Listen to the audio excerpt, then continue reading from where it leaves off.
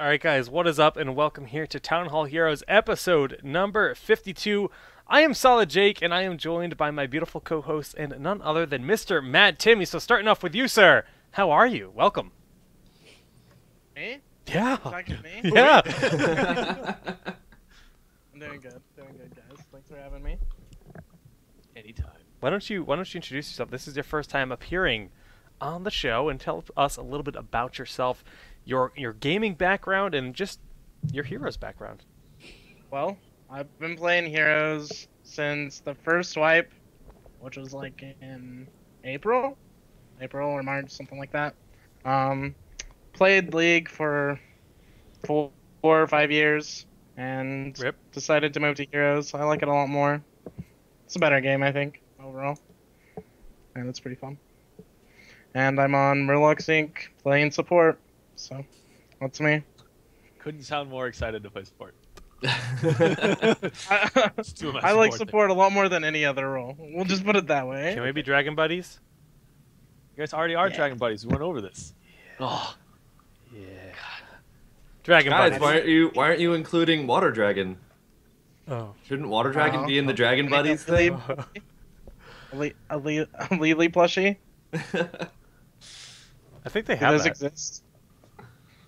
Oh no, they have the Lil Chen plushie. That's what they have. They Yeah. have Lily. Why do people a hero? Zoloff, what is new with you, my friend? Not much, man. The team did their first debut in Europe this weekend, and it went really well. The amount of just how many people were watching and the amount of like just drama, both in like all the Skype groups and like Reddit and chat, was like hilarious to just watch. 5K viewers. Yeah, I think that's Yeah, the highest fun. a stream has hit, like just for like an event outside of Yep. BlizzCon, which is just insane. I actually had I got a confidence booster this weekend with my coaching skills. I did a lot of help with the team this weekend that made the tournament go, in my opinion, much smoother. Did a bunch of research on the EU teams before we went in and had a huge doc of written information down that was able to help us figure out, what their heroes they prefer and maps they don't like and stuff, and we were able to play around that. Other than that, I didn't do much, man. I didn't do much. It was just a bunch of tournaments this weekend. All right, fair enough. Cubus Maximus, the man with the pepperoni. Man with the pepperoni. Oh, just grab some of these real quick. Yeah. I was wondering what that was. I was like, are those Doritos? Are they No, chips? it's pepperoni's the best. Pepperoni. Oh my. Since let's see, done a bit of casting on a couple days, and then watched some of that tournament on Sunday. That was a lot of fun. And today I went to the doctor. How exciting! They took my blood. Ugh. Rip. Did All they? of it? Are you They dead? took all of it. Yeah. I'm dead indeed. Awesome. Okay. Awesome. That was cool. All right, Kev. Oh man, my day is just. So I don't know what dates are, and I thought Brawl with the Blues was today. So I didn't go into work for the first half, and then I pinged the Skype group about it, and then they're like, yeah, that's not today, that's tomorrow. And I was like, oh, okay, get to work. A whole bunch of other things happened at work today, so I've just, oh man, I've been all over the place. And then, so yeah, I got out of work really late, and now I made this terrible concoction of food. Actually, it's actually pretty delicious, but, ooh, it's been a roller coaster day, and on Saturday I've got a tournament that I gotta run, and I've never run a tournament before, so that's gonna be interesting. Wait, you're solo running that event while casting? No, I've got Evans. Okay. That's But being like the organizer in general, so it's gonna be an interesting week, I think. Oh, and Homeworld came out, and I was gonna. Oh man, I'm so excited for Homeworld. I don't know if you guys have ever played the game before, but the remaster came out. Wanted to play it last night. Released at 1 p.m. today. Wrecked. That's a weird. Right? Yeah. How weird is that for a game to come out at the... Oh, Anyway. You look like you're enjoying those pepperonis, man. No, Los pepperonis. You're savoring them. I have so many. well, I've got a new toy. I ordered this new camera. I need a new cable before I can actually put it in. And this is going to be, I guess, our new production upgrade. So my credit card is very upset with me, but I think the stream quality will be well worth. And this will open the gates towards us having a permanent kitty cam whenever the kitty is in position. We've got like a 10-foot extender on the webcam. We can do some shenanigans, if you will, with the kitty cam. So, If I'm being real though, anyways, Jake, I what's don't up? care about Kubi's kitty at all until you guys start tweeting. Like, That's on Kubi and Let's Kubi. be real It's not here. me. You have to motivate her. You have to you're right. motivate I her. do need to You're her motivate. just need it mentor. once. I need to coach. Once. You're right. You're right. I will take care of it. Thank you. I will take care of it. Okay. That's it. Well, now that that's kind of settled and out of the way, well, what we're going to be talking about today in general is we're going to be talking with Madtimmy and just kind of hearing what Madtimmy has to say about life. And by life, I mean Heroes of the Storm. We're going to be talking Same about the thing. EU versus NA, and since we finally had that clash between one of our NA teams and the European community, we have, just kind of get some opinions on that whole experience. Zoya, being the coach of that team, can give us some insight as to what Tempo Storm thought of the experience. And then we're going to be doing the eSports recap. And of course, Kubi's questions will be making its return. So, Madtimmy, you're in the hot up? seat. You're in the hot seat. I am. Heroes It's pretty hot. I can feel it. First question. Mad Timmy, What's up? why are you so mad? Well, I'm pretty mad, just like a hatter, kind of crazy a little. Oh, I see. Oh. See what you did there. Okay. I see. No, actually, I used to be a rager though. Used to be, Used to be. but then you found your Not peace. anymore. You went to RA. Is I grew up. Let's just put it that way. is Mad Timmy like something that people used to call you and you just kind of adopted it, or? No, it was actually stolen from when I went to a LAN center. I was like, that's a pretty cool name, so. I Wait, kinda you just stuck it. stole someone's Just tag. lifted it. Like somebody was Yep. Madtimmy, and you're just like, this mine now. So there's another Mad Timmy out there? There was Probably. till Madtimmy killed There's him. one on Twitter. So. I need this. Yeah, that's why Maybe you're it's the same Madtimmy's. guy. Okay.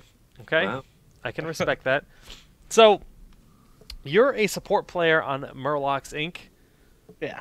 I want to hear your opinion on the state of supports. Just diving right in, because let's just talk about supports for a little while. Uther has always been the cream of the crop, and then Brightwing, of course, our little fairy dragon, very popular for a long time. They nerf her into the ground.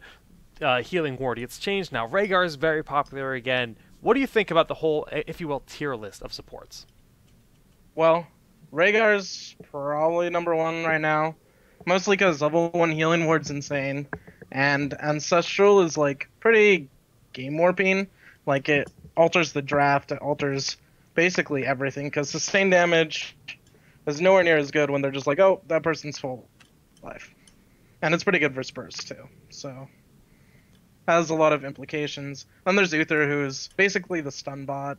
He has cleanse, which basically I think should be on every support, but that's why like Brightwing and Uther were really good for so long. It's because of cleanse. And then there's like Lily and Mouth, who are just heal bots. But Lily's too easy to cancel her ult, whereas Malfurion has ice block, so it's basically what it is there's not really much room for supports at the current moment. Where So- do you think Brightwing falls? Probably below Lily, but Wow. depends on like the comps. Like she does have cleanse, but if you have cleanse, then you have like no healing.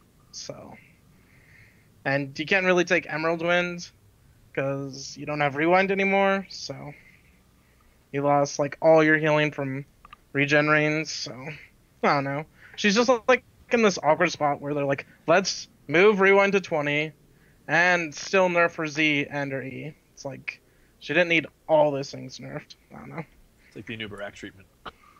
Yeah, exactly. Yeah, that's true. It's a good It's point. like- Well, I mean, It's the just Anubarak like- one, they were just removing bugs from the game, so. yeah. I don't know. Jake, They're like in an awkward spot. Because if you don't like have Rhaegar or Uther, then you just don't really have much influence on the game. Like, yeah, Malf has like a bunch of healing, but That's it. Like, he has decent CC, but I don't know. So you're saying the man build isn't the life to live? No. I'm sad he can't run Twilight Dream anymore either. It's like good versus double healer, but doesn't really do much other than that. Interesting. But well, I Despite mean, getting pooped on by Twilight Dream in the EU tournament, I would agree with that. I guess it's good for certain heroes, but yeah, because I mean, Malf and Rhaegar, I guess, suffer from the same thing. Rhaegar's got at least his snare, which is the totem, but they both just heal a lot. The difference, of course, being ancestral healing can literally just turn an entire fight because that person's back up to full health again. But yeah, and also he does have like Feral Lunge, which like makes it so you can actually burst like people as a healer, which is like a lot of damage, honestly. And you give the synergy with Earthgrass Totem. There's a lot of power with the launch forward, throw the totem down. And he has Blood for Blood. And Blood for Blood's really broken. True. Lots of versatility on him. Like, we've had team comps where we've had 4 Blood for Bloods and instantly just kill Stitches. Just like, oh, 4 Blood for Bloods at once, you're not living. All right. Yes, yeah, pretty hard to do with that. That is a good point. So you talked about Cleanse a little bit and how it's just Uther and Brightwing and then Herbal Cleanse and Lily. We've been seeing stuff like Clairvoyance picked up on Uther a little bit more. If they only have like 1 or 2 stunning heroes on their team, even if it's Stitches, we're seeing Clairvoyance picked up, especially if the enemy team has Farsight or something like that. Do you think this is warranted? What's your personal opinions on it? I'm not a huge fan of Clairvoyance. Like, it's good in the mid to late game, but early game, generally you know where they're going to be. Like, unless they're just like camping bushes all the time, but then you're just getting free objectives. So there's like kind of the give and take there. And it's on like one of those talent tiers that I feel like there's, what's that called? Holy Devotion and Cleanse on, which are both just usually better. Unless they have like no stuns, then Cleanse is pretty worthless. But like generally there's at least something you can cleanse. Like a Malfurion root. Yeah, you true. can cleanse Nazebo so they can't stun him during his ult and stuff. I don't know. Same with, like, you can cleanse your Diablo out of the ETC Mosh, and there's just plenty of things that it does. It just is, like, super versatile, and it's on a 30-second cooldown, which is pretty insane. But there are heroes that Clairvoyance is a great option for. Yeah, it's good for Zeratul. Well, I mean, on different heroes, you can take that talent and not too big of a deal. Like Farsight, Let's- giving up Feral Heart yeah, for Farsight. Well, like Yeah. even on Tyrande and Nazebo, it's not a bad option That's to go Clairvoyance depending on what you're going up against. Yeah. even then, though, I mean, most of the games that I see Clairvoyance, it's just kind of like confirming where somebody is instead of like maybe they're doing something really cheeky.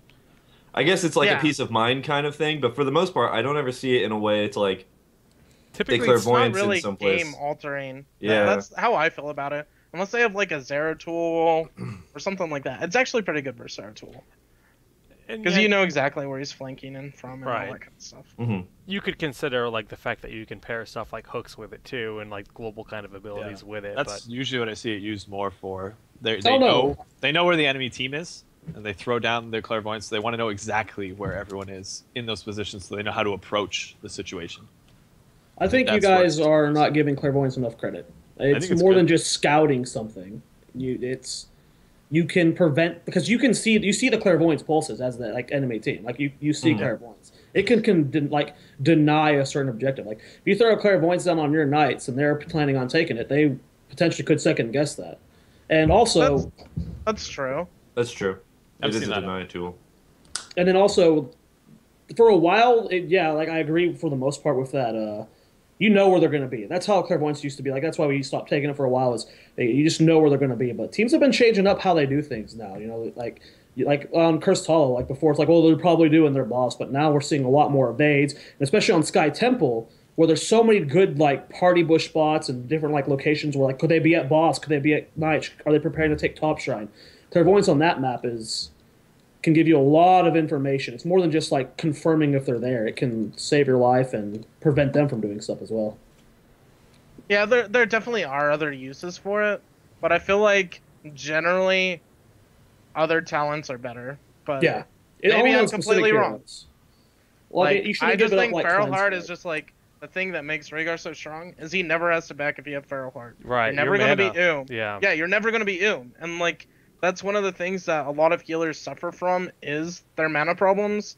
Like, why do you think every healer takes conjures? Dog doesn't have.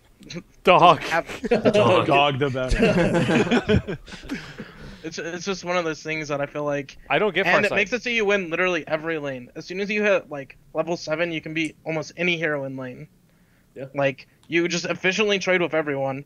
And if they try and poke you, you're like, okay, I'll just sit here and wolf form. The number of times I've seen Rhaegar, like especially like in those like long drawn out like fights on Cursed or Mines or something, and he's just able to maintain his mana. They win strictly because he's not running out of mana. He's keeping the team alive. It's Exactly. Like Malfurion, you're just gonna go Like, Yeah. You cast like 4 spells and you're it's true. And like that's like the biggest problem with Malfurion at this point is that he has mana problems. I don't know.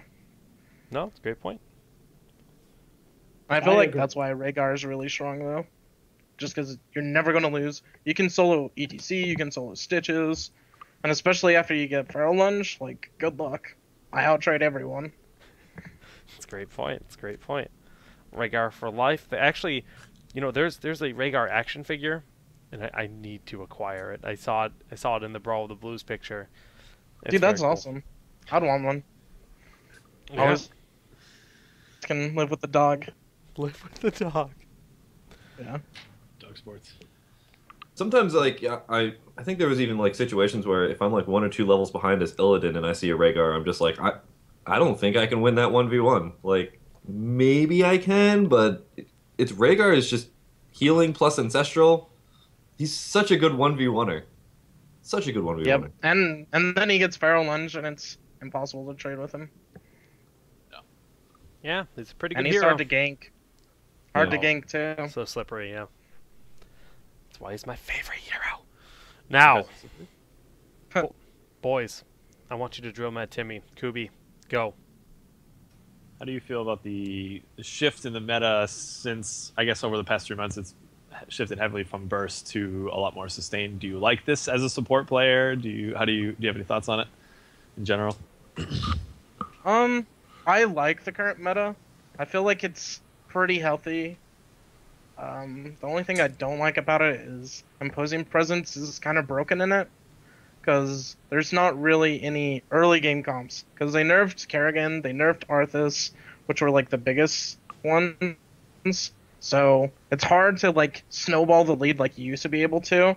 And if you saw till 20 with one of those comps with Hammer, like it's pretty hard to beat a Hammer at 20. It's hard to beat an Azmodan at 20. Like it's just how the game's kind of evolved.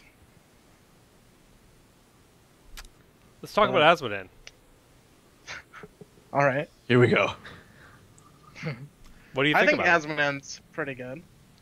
Pretty good. It is pretty good. He's So pretty PG. good. There's It's funny that you mentioned that. We do see that Hammer and Azmodan are often banned out together. Like the teams will just sort of agree, like gentleman's agreement. All right, we're not running these two guys because late game, no, we're not having that.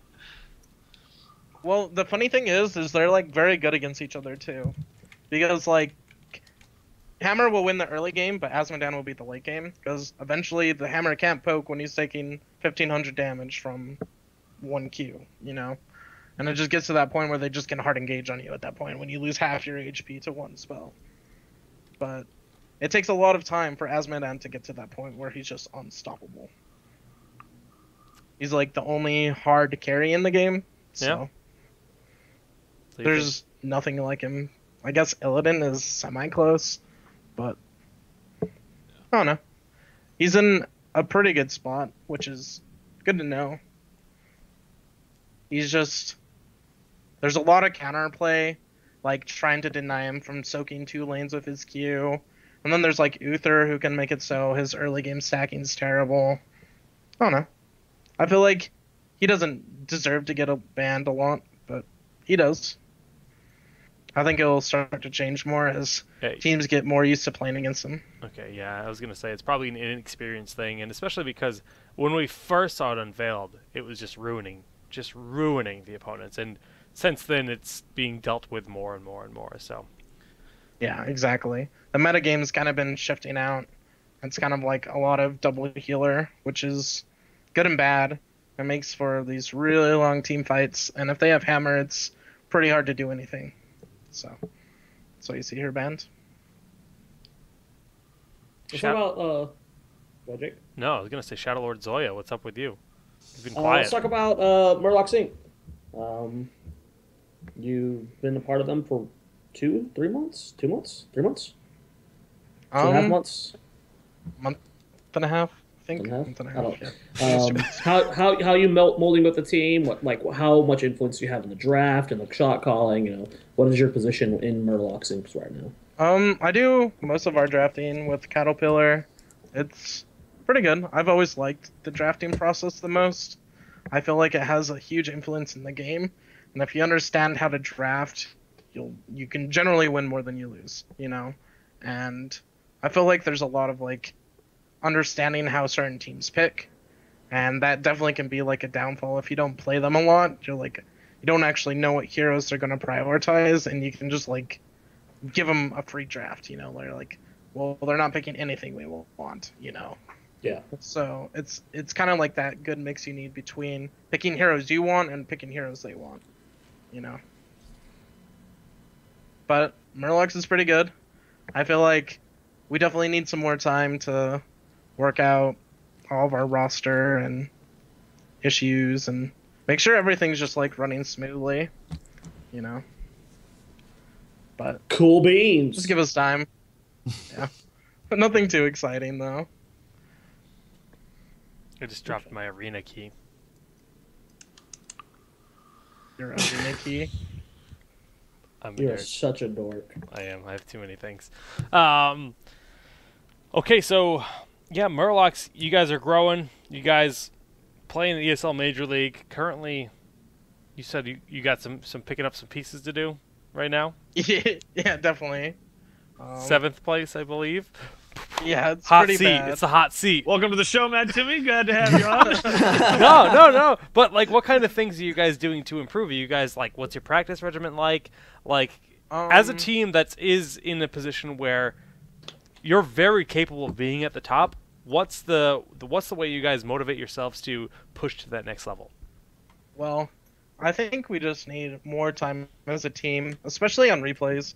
I feel like replays is like the fastest and easiest way to improve because it helps your shot calling, it helps your confidence, and it helps you understand what your team needs to be doing.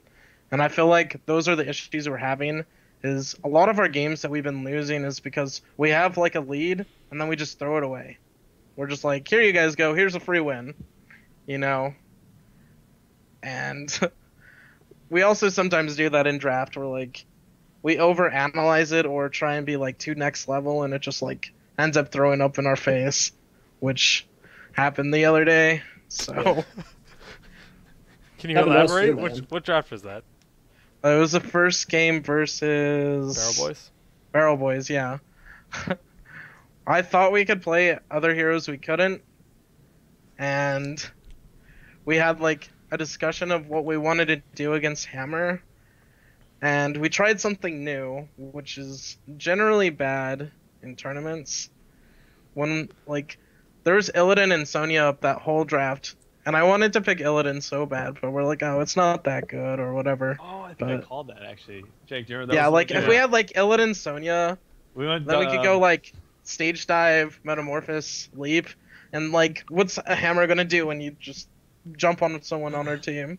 That's Like right. generally that's how like heroes is won. You blow one hero up in a team fight and you win the team fight. Like doesn't matter what you blow on it, generally you're just gonna win. That was the one it's- where they went Tychus at the end, and I was like, Oh I was yeah. definitely That pick expecting was so Illidan, bad. and they went double warrior, Yeah. Oh, yeah, BTC that- Diablo, and I was like, I think this really works pretty well with Illidan. I was so shocked you guys didn't grab it, but there's Oh, a I lot know. of things Illidan that would've been people really good. there's a lot of things that people don't think about when they look at those drafts. Like they might not know exactly what the overall hero pool is for a team. And you can say, oh, sure, Illidan works. And I know there's someone on the team that plays Illidan, but that same person might also be the only guy that plays Diablo or something. We actually And you- wanted Zagara at that draft, but we only had one Zagara player, Yep. and he was already Really? playing something else. He was playing our second tank. So So you guys need to diversify. Yes, yes. We definitely need someone else to be able to play Zagara. Because Zagara is actually pretty strong. Yeah. Especially on Dragonshire. Yep. But She's got wards. she has wards. And she keeps like the mid control, so it's really hard for them to rotate. So you can keep splitting the 4 pressure lane and just eventually get enough tempo to like get mercs. And that's kind of what Dragonshire is getting merc pressure to get the tempo to get the Dragonite. Yeah. And then you can snowball that Dragonite into the next Dragonite into the next Dragonite. I would suggest not letting Tempo get the Dragonite if Murlocs wants to win. Yes. Yes. That is true. Oh god, the puns. Or like the wordplay.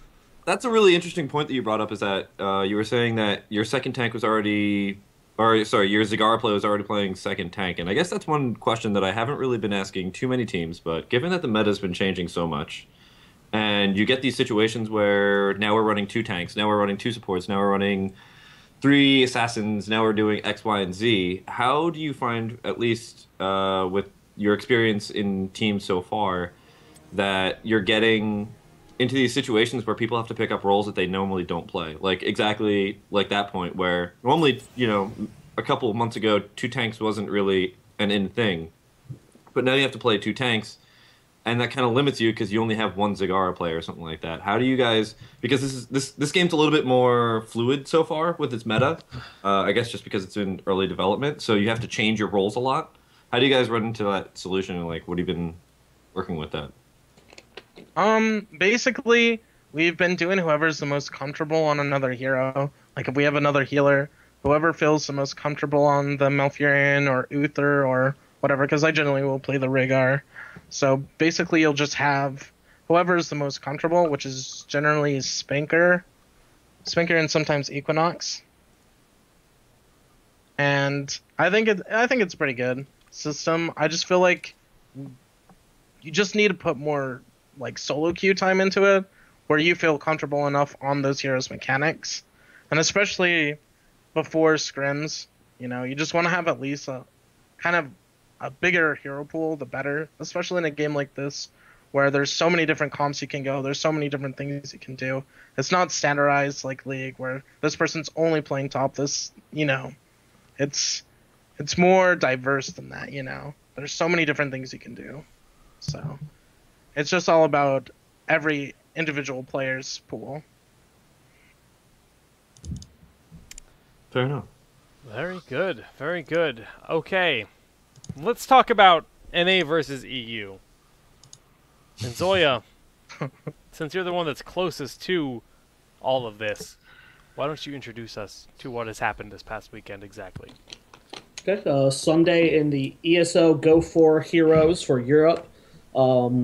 Tempo Storm entered the fray and challenged a lot of the European teams. It was so hype.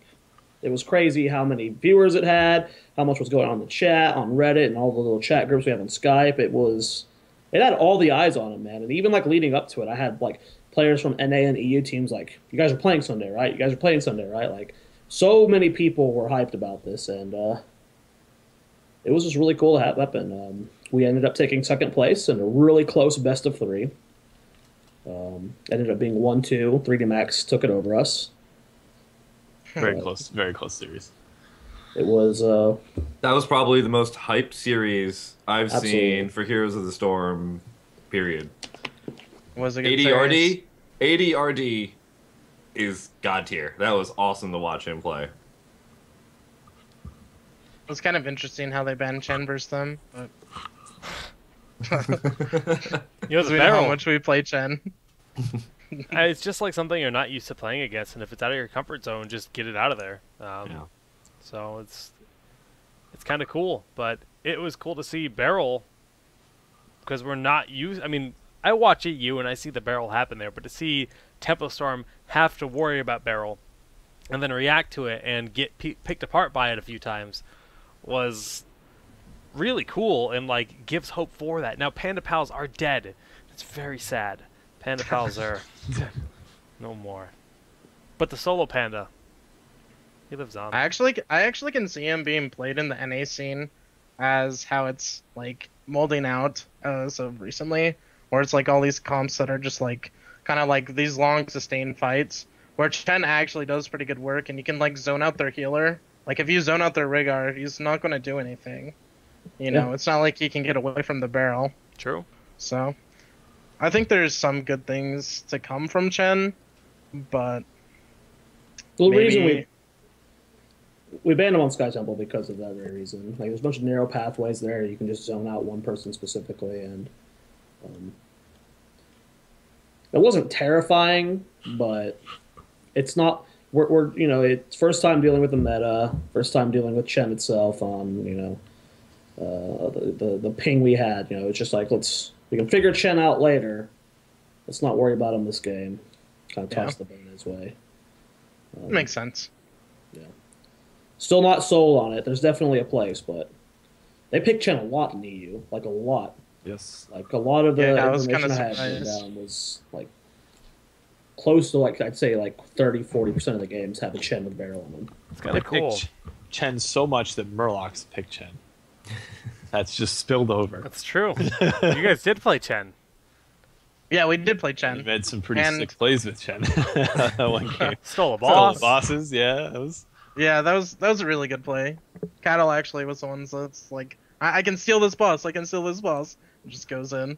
You're like, all right, So do your thing, buddy. It was like really convincing too. It was just doing circles around that boss pit, knocking everyone out, stealing the golem, and yeah, and gonna we had find Nazebo over the wall, which was good. But we learned a lot. We learned a lot of cool stuff from the tournament. EU's early game is super aggressive and super polished. Nowhere close to where any team has it on NA. Even back when ZP and his crew used to do the super hyper aggression. Like EU's got their early game nailed down with such as Tyrande pick comps, with just so much early game aggression. We saw Kerrigan picks versus us. Their early game was terrifying, and sometimes it would like really put us in a scary spot because it was best of one. But I feel like they don't know how to end games though. Yes, At least from the player's perspective, like watching, I was like, I feel like they could have ended a lot more games a lot quicker, and they probably could have won a lot of those games before they got to 20. But I feel like EU players play pretty safe towards the end of the game, because they know after losing one team fight, you can actually like lose the game with the minute-long spawners and stuff. And the Tempo Storm squad, I mean, you were formerly part of it, Timmy. Like, you guys used to have the most, like, if you guys got to the end game, you guys would never lose. Like, you have to be caught off guard early game to lose. Like, you guys always just had either the best way to punish a team, or you guys played for the late game, at least through the current meta for the last 6 months. And, some of the games would look very, like, one-sided, like, oh, they're going to, and then, like, it'll throw. But that's not necessarily the case, because most of those comps we had drafted were late-game comps, just because it plays to our strengths, and we're still trying to figure out how to draft around the ping. Like, there's certain heroes we don't want to play, and certain heroes that we can't play with the ping on certain characters. I just want to say, like, the fact that you guys would always go for Rhaegar on ping, I was like, Ancestral's all about, like, milliseconds. Like, he's just too good, man. Yeah, it's true. The hero is broken. Really broken. Can't get him up. It's hard to play him with the lag, and there's a few other heroes which I don't want to stay because I know there's some Europeans watching me like, oh, they don't want to play against these heroes in the lag? Okay, cool. We'll pick them every time. But, there is, I don't know. It was a really good tournament. We learned a lot about the early game from it. Like, EU's early game is very good. Much better than NA's, like, overall. Like, even better than the top teams in NA. Their early game is very just polished. Just go back and watch the VODs. There's like 6-7 kills early game that just like, holy cow. You guys are just getting picked apart early game in so many matches. There were a lot of games where I was just like, wow, Tempo looks like they are not going to win this game. But then, I mean, Kaldor kept bringing it up too. It's just like Tempo's late game. Is insane. Bam. It's so a good. wall. It is a wall. When it comes to the team fighting, it's where they excel. Yeah. And I don't know. It was just a really cool event because we learned a lot. I think there was respect given on both sides, at least from my perspective. No, it was a great showing from both regions for sure. Oh yeah.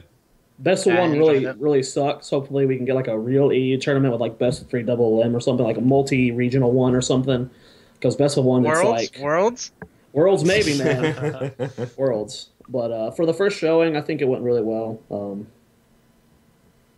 I don't know. Like there was no downslide to it. Like even if we would have gotten knocked out first or second round, just the amount of hype going into it was freaking awesome. Like, but the fact that we made it that far, and like to be honest, we weren't like we weren't going in unconfident, but anything can happen. Like we've been knocked out by, like, no offense to them, but Wildfire. They're not the top tier NA team. We've been knocked out by but they've been around for a while. They're solid players. We've been knocked out by Wildfire in ESL Best of One. So we were expecting. We had no expectations of how we would perform. We were just going to go there, put on our A game. That's good. We were drafting more normal. We didn't do any cheeky Sonya picks. We weren't trying to do. We picked Gasman in the very first set, and then we're like, I don't know about this, guys. This is the ping and just the new meta. It's hard to play. Like we just played standard the rest of the tournament, and I don't know. It felt good. Isn't standard. Well, not in Europe at least, not yet.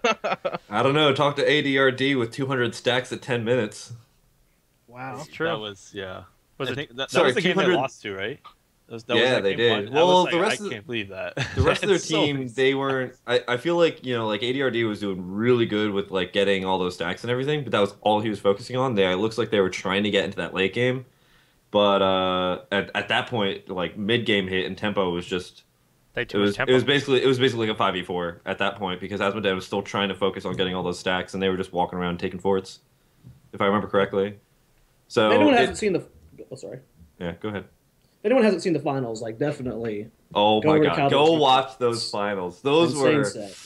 I was like yelling. Game 1 was kind of stompy, but game 2 and 3 were really close, and throws made on both ends, but that's just the state of the game. Happens for every team. It was just a really sick series, and I enjoyed watching them. That's Yeah. for sure. It definitely It was a gave fun me a lot of names that like to watch out for because I saw I watch EU ESL like here and there, but like I don't know, I guess it's because everything's kind of not relevant to me. I'm just like, okay, well, this team versus this team, I don't really gauge how good anybody is. I can see the good play, but it doesn't really like stand out. But then once I have the relation of Tempo Storm, and it's like, Tempo Storm's being like caught out by these people, and this guy's doing the most amount of damage. I'm like, wow, I got a lot of respect for that guy. Yeah. Like it like just giving that little like 1 degree more of a link. I was just like, wow, these players on EU, they're great. LDLC, which is the new WANP, I believe. Yeah, Yes. we were not prepared. And 3D Max, those two stood out to me the most. They were insanely good. The early game aggression those teams had. It wasn't just those teams though. Like if you're like an NA player or an EU player, like just pick apart. Like look at those games. Like look at EU's early game. It's so. I keep saying polished, but that's really how it felt like when watching it. Like they just picked so many. They just kept getting picks over and over. And I mean, you want to blame it on the lag, but really the lag wasn't that big of a deal. Like the worst Dread had it the worst at like 170, 180, which is like bad, but it's playable bad. Like It's like playing Brawl Wi-Fi. yeah. Guys, sometimes I have 150 ping in games. Oh no. NA games, yeah. Well, we're used to playing with like 50, 60 ping, then I know. it's playable, so you can't blame it on the lag. Their early game is actually just that good. Like there's a lot to be learned from it, and that's what we did. We hopefully learned from it a lot, and we went back and looked at the replays. And next time, not this Sunday, because we have players moving. Oh, But- the winks, Ah. the winks. Okay. But I see you. the following Sunday we should be back, and hopefully more European tournaments. Because I'm really funny thing is if Kevin's MLG tournament wasn't this weekend, we qualified for the ESL EU monthly off of that one performance. Wow. We could have gone and played in it, but MLG tournament, of course, biggest prize pool NA have seen, I believe, for a tournament. For And an we're interval not gonna- weekend, yeah. We're not going to pass that up, but I don't know. We'll be playing in EU a lot, guys. You know what the not second this weekend. You know but- what the second biggest prize pool we've had in NA? It was actually community funded Kings, which is Yeah. crazy. It's hit over 1,000, completely- right? It was over Yeah. 1,000, yeah. That was what, $1,200, wasn't it? At least, yeah, 1250. I think it was $1,250 or something. Yeah. Yep. All right, so All right. Wait, I have a question for Jared. okay. Yeah. Bit of a touchy subject, but there was Ooh. some drama that happened during the Go 4. I forget if it was against Team Yard or Yard Oh, Team. How do you, Jeez. that blew up. That blew up really bad. That was so And dumb. do you have any comments you'd like to make, or just at least say what happened from your perspective or the team's perspective and how that transpired? Well, I happened to be AFK right when it happened, but when I got back, I'd like gotten a general idea of what happened. I mean, no matter what, we didn't have to regame them, but we did. I don't care what you think we were trying to do there. We could have been like, you know what? Sorry, game over. We move on to the next round, but we didn't.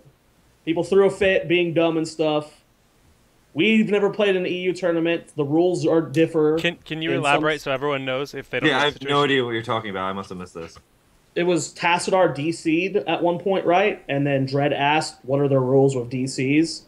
And then it was like, oh, Temple Storm, it's early in the game and they're trying to get a free win and stuff. And that wasn't the case. We were just curious as to what the rules on DCs are. And, we ended up getting a kill. That was what started the drama. We killed the bot, right? He was dead before he DC'd. Okay, well, let's listen to the pro player. Like, he DC'd in the middle of it, but he was gonna die even if there was actually a player playing. Yeah. Like, he got hooked by stitches. Like, he's gonna die. Yeah.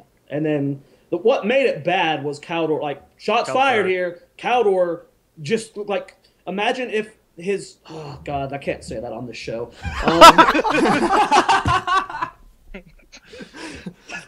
That's why I brought this up, because I knew it would be good.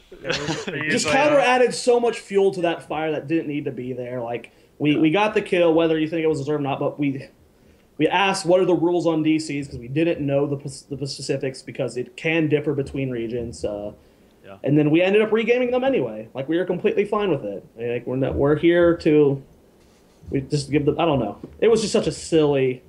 Like, the rant Caldor went on stream was so. It was. He was like the thing saying that was stuff weird like, to me. He was talking about how the team was. He's like, they should know these people. It's like it's Demaga. Like you're not, but like I didn't know it was Demaga. QQQ is Demaga. Did the stream really know that at the time? Like I'm not familiar. A lot of the NA people watching, I wasn't familiar with that. But even then, like just because it's Demaga, it doesn't matter who it is. Like yeah, okay. Well, he was using the argument that okay, he's an established professional in the scene. Like he wouldn't be trying to cheat Tempo Storm out of a match. That was I could see where he was coming from, but like that wasn't necessarily clear to people. If Dredd said so we win, right, or something like that, like that's a bit VM. Yeah, but it was a very neutral statement, and he just kind of he threw gasoline in a fire. That's all he did. Saying stuff like, I mean, I don't have the exact quotes, but he was like implying like, we wouldn't do this in EU because we had like. We're here for the competitive justice or something like that, like implying that like we're gonna try and snake out a win and stuff, and that wasn't the case at all. And well, that the NA-EU rivalry will always exist, and unfortunately that came out in his cast in that instance, not necessarily in other instances, but right there it did. But it is what it is. Yeah. I mean, it got solved. Yeah. It was an interesting thing because I mean, down the road we're not gonna have to deal with this. There'll be a pause function. There'll be a lot of things. But I honestly, so I guess I missed when everything happened, and I saw that because there was the one game of 3D Max where I think Dredd DC'd because he spilled water on his computer, and then I saw a whole bunch of drama in tweets and all that, and I was just like, is everybody flipping out about that? So I guess I must have missed this. Oh, that's great. Okay. Yeah. That makes so much more sense to me now. That was a separate event. In it. Yeah, no, it was a completely separate event, but I guess I accidentally tied the two of them together. Right. And just to clarify more on the Demaga thing, Timmy, do you know who Demaga is? Nope. We have one StarCraft player on our hero squad. Even if Glarong knew that was Demaga, to the other four, like it's not like, oh, that's Demaga, okay, cool, and respect. Demaga was a very well-known EU player, and then Caldor was saying, oh, there's other players in the team that were notable StarCraft players, but I watched a lot of StarCraft back in the day. I didn't recognize any of the other names. I worked in StarCraft for years, and Demaga's the only name I recognized. But and even if you didn't know that his alias was QQQ, it's like, okay, just... like you say Demaga, I'm like, oh, sweet, Demaga's but like, that's literally what I thought when I I was like, oh, where is he? Yes, and then it was Demaga. QQQ. I was like, oh, how was I supposed to know that? Well, anyways... just an interesting thing that happened, and those things they're gonna happen until we get more features like pause and Yeah. hopefully, Which is needed. hopefully it's coming sooner than later because it's desperately needed. As soon as you see that disconnect, you just hit the pause button and you're good. Oh well. All right, I wanted to pull this up just because we were talking about the sick panda plays, and we don't see a lot of Chen and NA, so I wanted to show this from this game. This is that play we were talking about by Caterpillar. So just real quick, this is the replay, and you can see the boss pit, and I just want to take a minute to revel at the glory of the barrel. Look at this, so silly. Boss stolen, and they go up to clean this fight. What game is this? This was in ESL Major League. Oh, you know what you could have done there? Popped all your cooldowns and killed the Chen in 2 seconds. Congrats on losing the golem, guys. Congrats! So BM. So I don't know if you noticed, but there was an entangling roots where everybody kind of got. Dark you know, Archon was popped like 5 seconds later. I could have just like blown up that Chen instantly. I'm not Pretty sure he sold was at full on HP barrel, at that. guys. I'm not sold on barrel, guys. Okay. You're not. No, I refuse. It's not. I don't want to. It's not admit a it's thing? good. Sold or not on barrel, that was probably Oh, it was hilarious. another one of the top plays I've ever seen. That was hilarious. I agree. That was pretty good. Like that's like a cool. That's like a finesse version of stealing like a VP like golem. Like you actually have to do something cool though, not just like R click. No, you actually have to work for it. Hey, there's probably a blink involved with that. You know, come on, give Oh, the true. I Zeratul forgot player about a the little blink. bit more credit than that. You don't necessarily have to blink though. If you're close enough, you can just walk in. Well, you're probably gonna need to either blink over the wall or blink in and wormhole. True, perhaps. One of the Corey two. Either makes way. good points. Either way. Either way. Either. Neither Oh. either. Okay. Either. All right, so Suits- we talked about Chen, and that's why I kind of want to bring this back to Chen to show that. What other heroes in EU did we potentially experience over the event that were surprising? Was there anything at all? I didn't Arthas. see a Nubarak played. That's the big one I've heard about. No, But I don't think he versus, would. Well, he only casted our games. Like, That's literally, right, the entire tournament from game 1 to the finals was our games. Like he just wanted to make sure we got covered, which is really cool of him. By the way, he had an opportunity where he could have gone and casted another team, but he decided to keep following the awesome storyline that was going out. Well, it's the first time it's happened. It got him so more viewers, honestly. definitely. Well, either way though, like, got to give him some props. Yeah. Like, thanks for casting us the whole tournament, but yeah, no one noobs the entire time. Arthas, I think, was the only one that kind of stuck out to me because we don't really use Arthas too much anymore after his nerfs. Or Arthas. But there was an Arthas in there, and I was like, the Lich King is back? And I was like, no, Who's Lich this King's still not guy? back. I haven't seen him. Does he Or maybe that was ESL EU 2 days ago. I don't remember. Actually, no. Sorry. I don't remember Arthas.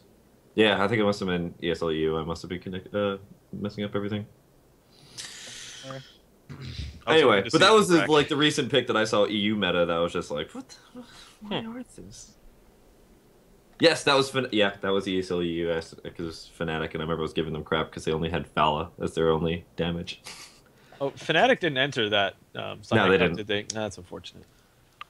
They have an NA team that they have registered in Titan Arena, and I don't think they have an NA team. So if it's 4 European players, I'm like, no, that doesn't count as an NA team.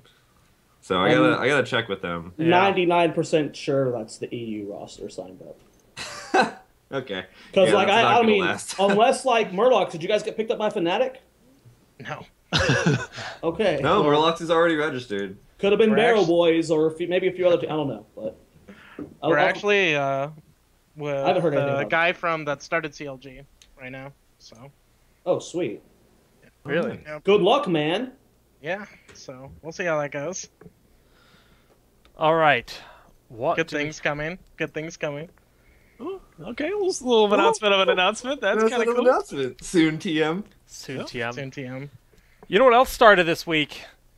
A $30,000 series over in Korea. Jared is shaking his head. We'll let him shake his he head. We'll get there. We'll volunteers get to there. talk. Now, Aren't you moving to Korea? Right? Temple Storm Korea. Can you hurry up so I can start raging, please? Okay, Like, I hold on. can't- All right, so it's a $30,000 tournament put on by Africa TV. Africa TV is, from what I understand, it's like a Korean Twitch in a lot of ways. It's a streaming service, and well, they're putting up 30 grand, and they're having casters like Tastosis. They have Moonglade. We've got Wolf. What's the last guy's name? The guy that the guy from the Hero Strat the other day. I forget his name. Karn. It's Karn. Kev figured it out. Thank you. Oh, that's Karn. Yeah. That's fine. Well, I thought his tag was something different, like started with an A. Come on, bro. Carry him if you have any. Anyways, casting this event. That is not you. You guys. I don't know what's happening right now. Don't worry about Don't it. worry about it. Anyway, inside joke. But yeah, no, it's a thing that's happening, isn't it? It's a Dude, thing that's like- happening, but well, they're doing some controversial things, and it sounds like Jared wants to talk about it. So a lot of the hate on Reddit has been directed toward the casters. I mean, you got Tastes and Artosis who have very little experience with the game, but I think they're fantastic casters. You know, I'm not gonna go on the because they have Wolf. He plays the game. He knows a decent amount. Like I'm not gonna go ham on the casters. This streaming website is the worst thing I've ever seen. I can't watch any of the damn games, man. Like it's just like a buffer every 2 seconds for 5 seconds. Like You just can't watch it live. You have to watch the rebroadcast. I don't wanna watch I heard the rebroadcast was also difficult to watch. I had no issues personally, but they're doing some cool things. I just think they don't have servers in NA and EU. I think it's all strictly Korean based. But they're doing cool things, like the chat is saved with the broadcast, so when you watch the rebroadcast, the chat is with it. I think that's really cool. really. Yeah. So you can see all the dongers. Yes. Raise your dongers, boys. I haven't tried watching a rebroadcast. I've tried watching live twice, and it's just been like. Buffer. I mean, sure, throw 30K towards heroes, cool, but All right, let's talk come about on, the spend that format. 30K efforts. Let's talk about the format. The Drafting. format. Where is it? Oh, it's blind pick, right? Blind pick. Blind Is pick. blind pick? What? With duplicate heroes. With too. duplicate heroes, so you can have hammer, like we've seen Well, I Brightwing, guess blind pick does blind hammer on both teams. Like What? Jake, what is- I just won the lottery, got a few $1 million. I'm gonna give you $1 million to run a heroes tournament, but I want you to do one thing: make it the worst ever like format you could design for a heroes tournament ever. Put on a crappy streaming platform. Figure it out, Jake. I don't care what you do, but here's my money. Are you kidding? Blind pick? Are you kidding me?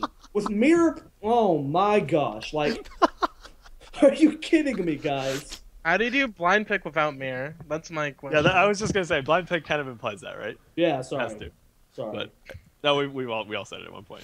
It's just funny. So what comp are we running? That's Okay, hold on. Wait, if we're talking about compositions, because there was a game with Lost Vikings on Blackheart's Bay, and I gave up at that point. I was skipping through, so that's why I didn't know. I just was skipping through to the actual gameplay to see like just how the mechanics were. Let's just And clear then- something up here real quick, Kevin. Yeah. It's not that bad. It's only blind pick for the round of 32. That makes much more sense. it does become draft at round of 16. It does, but That's still really bad. it's a bit weird and Changing the entire idea of the tournament at round of 16. right. The format changes, and what does it become like? Round of 8, you does it draft become a for the other lottery team. at the round of 8? Like You draft for the other team. Round of 8. you draft get for the other team. stitches. Yeah. Hey, you know what? They're gonna get feedback for this stuff. Yeah, they're gonna fix it. It's good that I we're mean, seeing they're some big only gonna have tournaments. murky.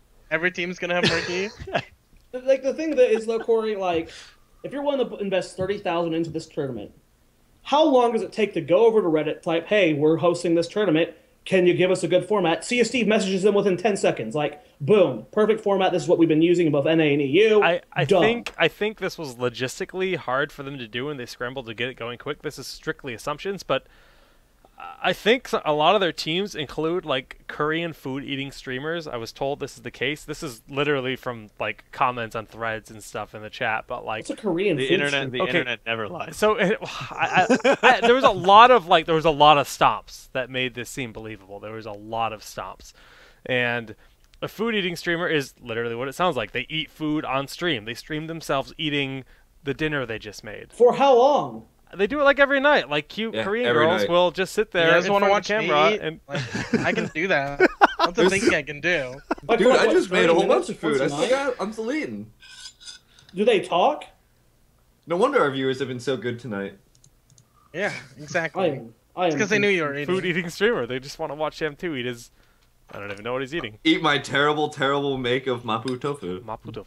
Well, So it's an interesting format we're seeing. The production quality poops on everything we've seen. It's like it's an actual studio, and they're doing really good work. And I'm gonna steal a lot of the things they're doing just conceptually. I'm just like, okay, I like that. I'm gonna make that. So it's really nice to see like that level of production in Heroes because we have not seen it. And yeah, the casters need to learn, but they're very transparent. Hey, look, we've cast new games before. We're gonna get better at this. Screw that. Did you hear when they were talking about Blackheart's Bay? They're like, Blackheart, you're a ghost. You don't need coins anymore. What are you gonna do? You have to blow your way out. Like, you have to blow up the entire dock to get out of there. Your ship's stuck. Like, you're dead, dude. Why do you even... There's not even any stores on Blackheart's Bay. Hey, those are good points, though. Yeah, they are. But that's Tastosis, like, being Tastosis, silly. Wolf, Like, and Yeah, even exactly. Moonblade. All four of those have lots of casting experience. Like, yeah. despite they're not like, there's a lot of rage in it, like Reddit, which is fine. Like, that's understandable. But I mean, Hey, Korea, they're great casters. And once they learn the game, they'll obviously, you know, I'll fly out to Korea and because they're cast the some best. events. Yeah, me too, man. Yeah, right? Sign We me should up. just all go to Korea. It'd be fun. But cool. I just get annoyed because of like they're like Is obviously it the wasted potential, production. Jared? Is Yeah. that what it is? It's just you put so much effort into the production, into the prize pool. Like there's so much, and then like you just half-ass these last two things. Like, Well, I mean, when it comes to casters, I wouldn't say it's half-assed. Who? well, no, I just meant the format. I don't. Oh, know why I said two okay. things. The casters, I don't. No. I have no problem with the casters right now. And I mean, It's just Tastosis the- brought people in too. Like a Freak at TV, that's not Twitch. How do you get people there? Well, you get there with names, and you got Tastosis, and they had decent numbers. Like Yeah. for their first broadcast, it was pretty solid. So, but yeah, the format definitely rushed. People in the chat even confirmed that it was in fact rushed. So That's my only beef with it. it's cool to see effort to bring like a real event with English casting in Korea though, because we haven't had that yet. So by that alone, I'm very excited because I want to see. I mean, once we get to the round of 16 and we can actually see drafting, we can start actually. I'm not gonna really watch anything else till round of 16 starts. It's not even worth it. Yeah, Yeah. once round of 16 starts, I'll tune in, because it's a real format. But it's gonna be cool to see what the Korean meta's like. Yeah, it's so foreign right now. Last time I heard about Koreans was when what was the StarCraft team? Ace. Didn't he make a team with like a few former Oh, that was a StarCraft long players? time ago. That's the last thing we've heard from the Koreans. You're right. Oh, Team No Limit. Right? Didn't this Yeah, yeah, No yeah. limits, yes. Because they were playing in NA. Yeah. Yeah. Yeah. And I noticed five. them played a show match versus them, didn't they? that was a long time ago too, though. Like that was Yeah. Descent.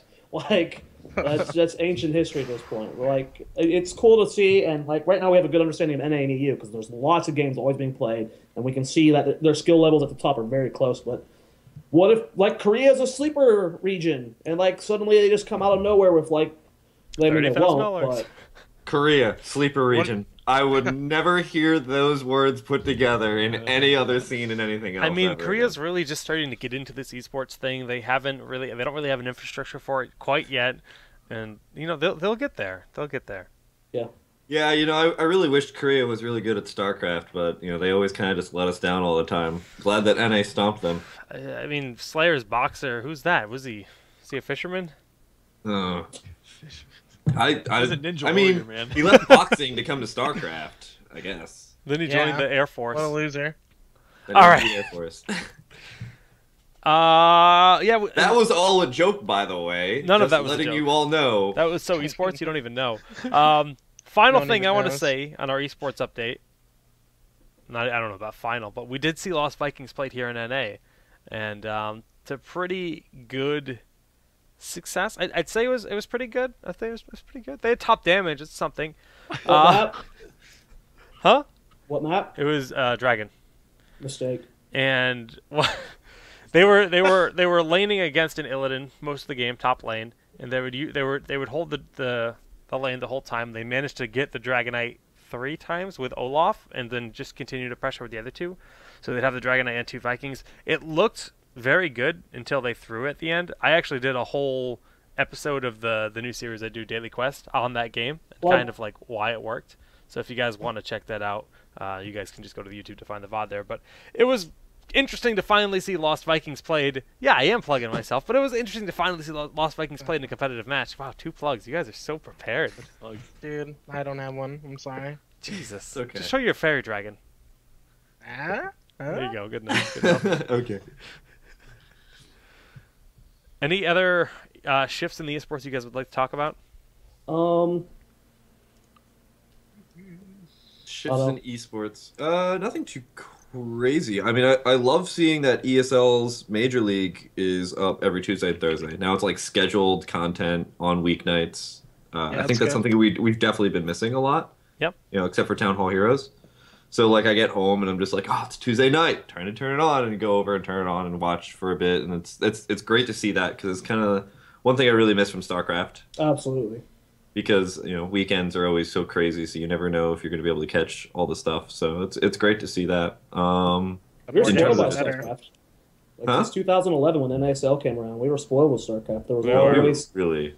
stuff going on, and then when WCS came around in 2012, like there was every weeknight there was StarCraft to watch. Like There was the Korean Weekly, there was KSL, then there was Playhem, then there was NASL, then there was always weekly content going on every day. There was a It's ton. great. And then you Yeah. had the lands intermittently in between there. There was a lot of MLGs and DreamHack and all that stuff going on at the same time too. So StarCraft had like the perfect amount. There was just regular content and then the big things with that big money to wait for. But Heroes will get there. Heroes will get there. well, we're at that point now. HPL starting Mondays and Wednesdays. So Oh, that's wait, is right. that announced? I hadn't heard it. Well, rip, but maybe. Monday Wait, through what Thursday we just- get our. It was Wait, supposed wait. to start on the 20th, I'm pretty sure. It was supposed to start like 2 weeks ago, and it's Yeah. starting next week. I don't know if that's like announced though. Well, it is Sorry- now. You heard it sorry, here on Brian. Town Hall Heroes. What did you just announce? That HPL starts Hey, Mondays and Hey, Wednesdays. we're giving them free advertising, so they can't complain. Good Well, job, they Derek. could, but We should each do it in our advertisement voice. Okay, someone's saying it's Yes. announced. Oh, It wait, is someone's announced. saying it is now. I don't know. Either way, we have Monday through Thursday, and then on Fridays you get. Wait, well that's ending, so never mind. Yeah, we got Ding It for the next few weeks. Yep. But, well, Jared, I'll talk to you after. We've got some schedule changes happening there. Yay! Anyways, we have lost our train of thought. Was there anything from COTS? Oh, God. Was there Like, I don't anything remember from COTS COTS? after ESL, man. Like after Go for Heroes. Like, Okay. Oh, yeah. Have we not talked about COTS? I don't know, 10 that's and a half hour broadcast, the longest broadcast we've ever done by probably an hour and a half. Matt said one of them went longer. I don't know. That felt there's grueling. been some long cuts. I But- was in, I definitely know. So I think why it seemed so long is we had this finish line. That was the grand finals. And Maelstrom won the winners bracket, and Temple Storm came back from a 0-2 in winners, and then they 2-0'd in grand finals, which resets the bracket. So bracket gets reset, and Temple Storm and Maelstrom have already played each other in 4 games. And then the next grand finals goes to game 3. So they played 7 games between the two teams in that tournament. It A lot was of replays. a lot of games. yeah, it's. I don't know how I feel about it because like Maelstrom was playing insane at the start of the game. They played so freaking good, and then by the end of the night, because they had like 2.5, 3 hours of downtime. Like when it got like they were still playing well in the grand finals, but you could tell they were tired. You Like, could tell they weren't playing. It was on the same team. You're right. It was so burnt out. Yeah. Like Maelstrom should have won that day. I feel like Yeah. if it would have not been double elimination. Now, I'm not arguing like what we should have, but and then you also have the argument of like, well, the team with better stamina is going to end up winning the tournament. I don't know. Either way, like Maelstrom looked freaking sick. They played so well. And even in the finals, man, like I was nervous like a lot. Like Maelstrom they're back, man. They are an insanely good team right now. They are good. They are so good right now. I freaking love it when we get to play them in tournaments because it's always going to be a good match. It's good, and having more good teams is just going to make NA stronger as a region, and we just got to keep pushing more teams to those limits and expanding and getting new blood in. And I guess it's kind of the next point I want to make is I just want to publicly say, look, there's all these amateur tournaments, all these new amateur tournaments popping up on both Mondays and Fridays that are completely free and open for everyone to enter and play. And this is a big outreach that, you know, Sia Steve and Heroes Hype, they're all doing together. They're trying to help grow the NA competitive scene just to get more teams. I mean, Kevin's tournament, the Titan Arena, that's got 32 teams. That's amazing. That's a lot of teams for North America. Soon to be 31, but yeah, 32. Well, that means you can sign up for that one extra spot. But you know, Open brackets though, challenge.com. Monday, Wednesday, and Friday, CSC was saying in chat. So this is something we're really pushing out for, and Absolutely. a lot of this information is that we're trying to make everything have a one-stop location. So we're looking at working with Heroes Hype. I mean, they're doing a really good job consolidating information as to where you can watch broadcasts, what's happening in the community, what podcasts I can watch, what kind of cool resources and videos there are. How do I find a team? Well, there's two really good resources. It's heroeshype.com. And then I think 2arcgaming.com is the URL for what they're doing with recruitment. Yeah. So bookmark those sites, guys. If you're looking to get involved in competitive heroes now or in the future, those are the two sites that you want to go to. Of course, Reddit is an amazing resource as well. But seriously, start signing up for these events. Get some of your friends together. Just get a pickup group. Just post, hey, anybody want to play in this tournament this weekend? Find a crew. Like. Yeah, every Wednesday night, it's the Heroes Hype Amateur Series. And then starting, I think this Friday, actually, it's the ESL Community Cup. Yeah. Matt says there's another one on Monday that I'm not aware of, but there's so many, like... And that's teams that's Queens of the Storm. Queens of the Storm, okay. Queens of the Storm. Is that actually the name of it? No. Oh. Well, either way, at least for these two events, teams who have qualified for the ESL Major League are not allowed to play in them. So Rip. that is 8 of the top teams in North America that, like, you can go into these events and not like have to be worried about just getting knocked out first round. You can get good practice with these teams in there, and Yeah, it's good. It's a good thing for the community, especially the NA scene. How small it is compared to the EU scene. Yep. Yeah, they have way more teams. They got like 60 teams in the event. So Yeah. that's kind of our focus is you know, just cradling and building out this heroes community that we know will be big here in North America. Game's only in beta, so no one's complaining. We're just excited to see it grow when it boils down to it. And there's a lot of people working hard to create new resources that are just going to be better. And the Heroes Hype Forum is another really good resource that I just want to promote because they're like the first competitive forum, as far as I know, in the heroes community. Because we don't have any competitive forums. Not yet. Yeah. It's a good thing to have. It's a necessity, Look at how really. Like Team Liquid, for instance, like Yeah. so much you can learn from a competitive forum, and so much like how influential, like TeamLiquid.net, just the forums, how influential was that in both Brood War and StarCraft 2? Like forums are at least at a competitive level, really something that the community Go should there all strive the for. time to get builds and stuff. Yeah, man. Yeah, man. Yeah. Oh, I used to read TeamLiquid.net all the time for StarCraft Brood War. All the time. Smashboards for me and Kubi. We grew up on Smashboards, finding tournaments, finding how to, you know, new things, how to get better with the character I'm using, what kind of combos work, like, and that's the idea here. Yep. So Reddit does a decent job of it, but for like when it comes to cataloging stuff and Yeah. just having like a big database, you know, forums much better. Reddit's more like the breaking news, like this is what's happening right now, like Yeah. So And those tutorials Reddits that I remember they used to do for like StarCraft 2 and all that. It's like StarCraft 2 Terran and all that. It was just they never. never hit the niche. It was like a bunch of goldies. Like, oh, you are doing the wrong build, and I was like, no, goldies, you're doing the wrong build. Reaper I Rush. have 500 posts on the Terran subreddit. Thank you very much. So you were like the worst Terran ever. I played Zerg, bro. I know, that's my point. so ready, so ready. Dude, it's because Zerg's the best. Are they? Yeah, no, they're not. Hey, hey, Jared, Us for life. would you like to introduce us to our next segment? Crap, what is our next segment? Come on, Jared. You should There might be a know this wiggle. week. Oh, time for Kubi's question! Oh no, this doesn't work in the new overlay. I was like looking at the Reddit post, I was like, I didn't write anything else down, Jake. My bad. We got this for you. All right, settle down, boys. Ooh. It's important. Settle down. I'm actually glad we didn't touch on this because there was some potential for the discussion to swing in this direction. But it You say that didn't. every week. No, I don't. He pretty much Because there are does. times when it skirts very closely to having no Kubi's question. Oh, I'm gonna go buy some skirt steak tonight. Scared Yeah, steak. skirt stick. Scared steak. All right, today we're going to be talking about the split push. Once again, I know we've talked about it before, but we're seeing a lot more of it in the meta, especially late game. So, what do you guys think about the split pushing appearing more? More or less, we're seeing it in the form of ETC. I'd say it's probably most effective just because of where he fits in the meta. But first question is, why do you guys think we're seeing more of it? Just what are your general thoughts? Well, you brought up late game specifically, and that's really the point that matters the most. Is the later the game is, the more powerful. Like on Cursed Hollow, for instance, late game golems do a lot of damage. Like once it's post 15 minutes, like in the 20 minutes, if you have a keep wall down and you take a golem that's going to push down that lane, they have to respond instantly, or it will get that keep.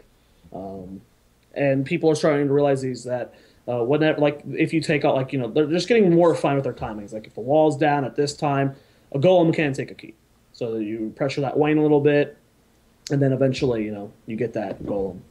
That's one of the main reasons why it's starting to become more prevalent. It's really, I think a lot of people are really kind of starting to understand resource management, which is funny that we were just talking about StarCraft too. Like, if you consider your 5 players, your creeps, your lanes, etc., your forts and everything as different types of resources, and this is something that I've been working with because I've been helping out people who are like kind of lower in the game right now. Is like kind of telling them how resources work, right? Like, if I get, exactly as Jared said, if there's a Grave Golem going top, guess what? They have to start devoting resources to go deal with that Grave Golem. If you have an ETC sitting in one lane and he's pushing down a lane and he can push it down really quick because of Echo Pedal, guess what? You're probably going to need 1 to 2 resources to go deal with him. Or like an Assassin or something like that, because you need to like deal with him with somebody who's going to do a lot of damage and somebody who can actually bully him away. Like, you can't go send like a Lily or like a Malfurion to go deal with an ETC that's pushing down a lane, because guess what? It's not going to work. So now you have to devote some of your resources over to a different place. And while they're doing that, you can also then start doing other things with the rest of your resources. So for one resource and maybe a Grave Golem, you're devoting 2 to 3 of their resources. Everywhere else, you're like starting to take other jungle camps, and guess what? They're pushing down lanes. You need more resources there. And then all of a sudden, now you have 3 lanes doing 3 things, and the enemy doesn't have enough resources to deal with everything. If you group up then right after that with that split push and then push in one of those, the enemy has to make a decision where they can't possibly win. Yep. And I think that's why split pushing, I think it's people are slowly realizing that split pushing and things like that, especially because we don't have as many assassins. If you have a lot of supports, you can't devote resources like you'd want to. If you have only a finite number of things that can damage out big pushes, well, now you have a significant less amount of resources to actually wipe those things that are going to be pushing down your lanes. Okay. Yeah. I like it. Mr. Timmy? I think split pushing is mostly becoming more viable because heroes that actually can split push are actually being played. Like stuff like Zagara, stuff like Hammer. ETC, Hammer. There's things that actually can push and threaten the buildings. As before, there weren't many good, strong laners that were being played. It was more of like the gank roam squads that were being played, and just there was like 3 people in lanes just to get the experience, which is the biggest resource in the game right now. And you get a huge advantage in XP if you are destroying these buildings. So, and it's especially because they made the towers give experience. It's another reason that you see it a lot. Yeah, it is. And people have also just increased their, like, I mean, as the game goes on, people are going to get smarter and smarter. So, like, there are situations where it's like, oh, they're not here, and there. They're definitely coming to gank you top, back off. We've gotten more aware of where the enemy team is going to be at times. We're doing a better job of scouting with either, like, Zagara, Creep Tumors, or Clairvoyance, just general map awareness, to where you can split push as long as you're smart about it. Just don't be in that lane for too long. And, people have gotten much better communicating, like, well, this guy's missing mid, and we don't have him at this camp here, so watch out top, stuff like that makes it a little bit safer, more calculated risk than before. It was just like, we're going to have Gazelle solo top all game, good luck. Okay, yep. Yeah, that's fair. Jake? Largely echoing what other people said, but teams are learning to... Are you ETC? Oh, God, Echo Pedal. Teams are learning to just maximize just their efficiency on everything, as the meta is getting more and more figured out, with the fact that the towers do give experience, like you said. Look at Karastalo. You hit 2 minutes, those teams are lining up to grab those giants. They want to grab that. Then they might throw one hero to push with those 2 giants while the tribute spawns on the opposite side of the map, making split pushing more viable with the resources that are available. So I just think, I really think you can't underestimate how much the experience given from towers makes this a viable thing, because typically you don't actually see the split push, at least in early game, try to go for a fort. They're looking to get those towers, then they're going to switch their focus to another lane and try to get more towers and burn them down and get that edge on getting level 10 to have that strategic advantage of having your heroics first. Strategic advantage, just, flat out advantage. Yep. And, as a result, that I think that's really the driving force behind everything, though. It was a good change, honestly. Yeah. All right, so I noticed the strongest example, at least I felt, of split pushing was probably over the weekend. It was one of the European games, or sorry, the games that were played in the EU that were being casted by Caldor. And I think Tempo Storm was running ETC with Stage Dive. I don't recall exactly which game this was, but we've noticed that the fights were taking a long time to start. And I'm recalling a situation that was on bottom lane. And because there was no super hard initiate between the 2 teams, ETC was just sitting top lane, and he has Stage Dive. So he's shoving that lane very hard. And it almost forces the enemy team to take a very aggressive stance that they don't want to take to initiate the team fight. So we saw Temple Storm was just slowly backing it up until they were forced to make a mistake getting too aggressive. And I think that is like probably the strongest example of split pushing that we've seen. And then once the team fight starts and the Stage Dive happens, and they just basically started the team fight off on a good foot just because they had ETC in another lane, which is crazy to think about. 3 months ago, no way. There's just no way that was happening. So that's fun. But the big thing is ETC has huge mobility on his heroic, but he has some utility in the sense that it affects the team fight that happens. Someone like Zagara has huge mobility, but the Nidus Storm has 0 effect on the fight. Aside from the level 20 upgrade.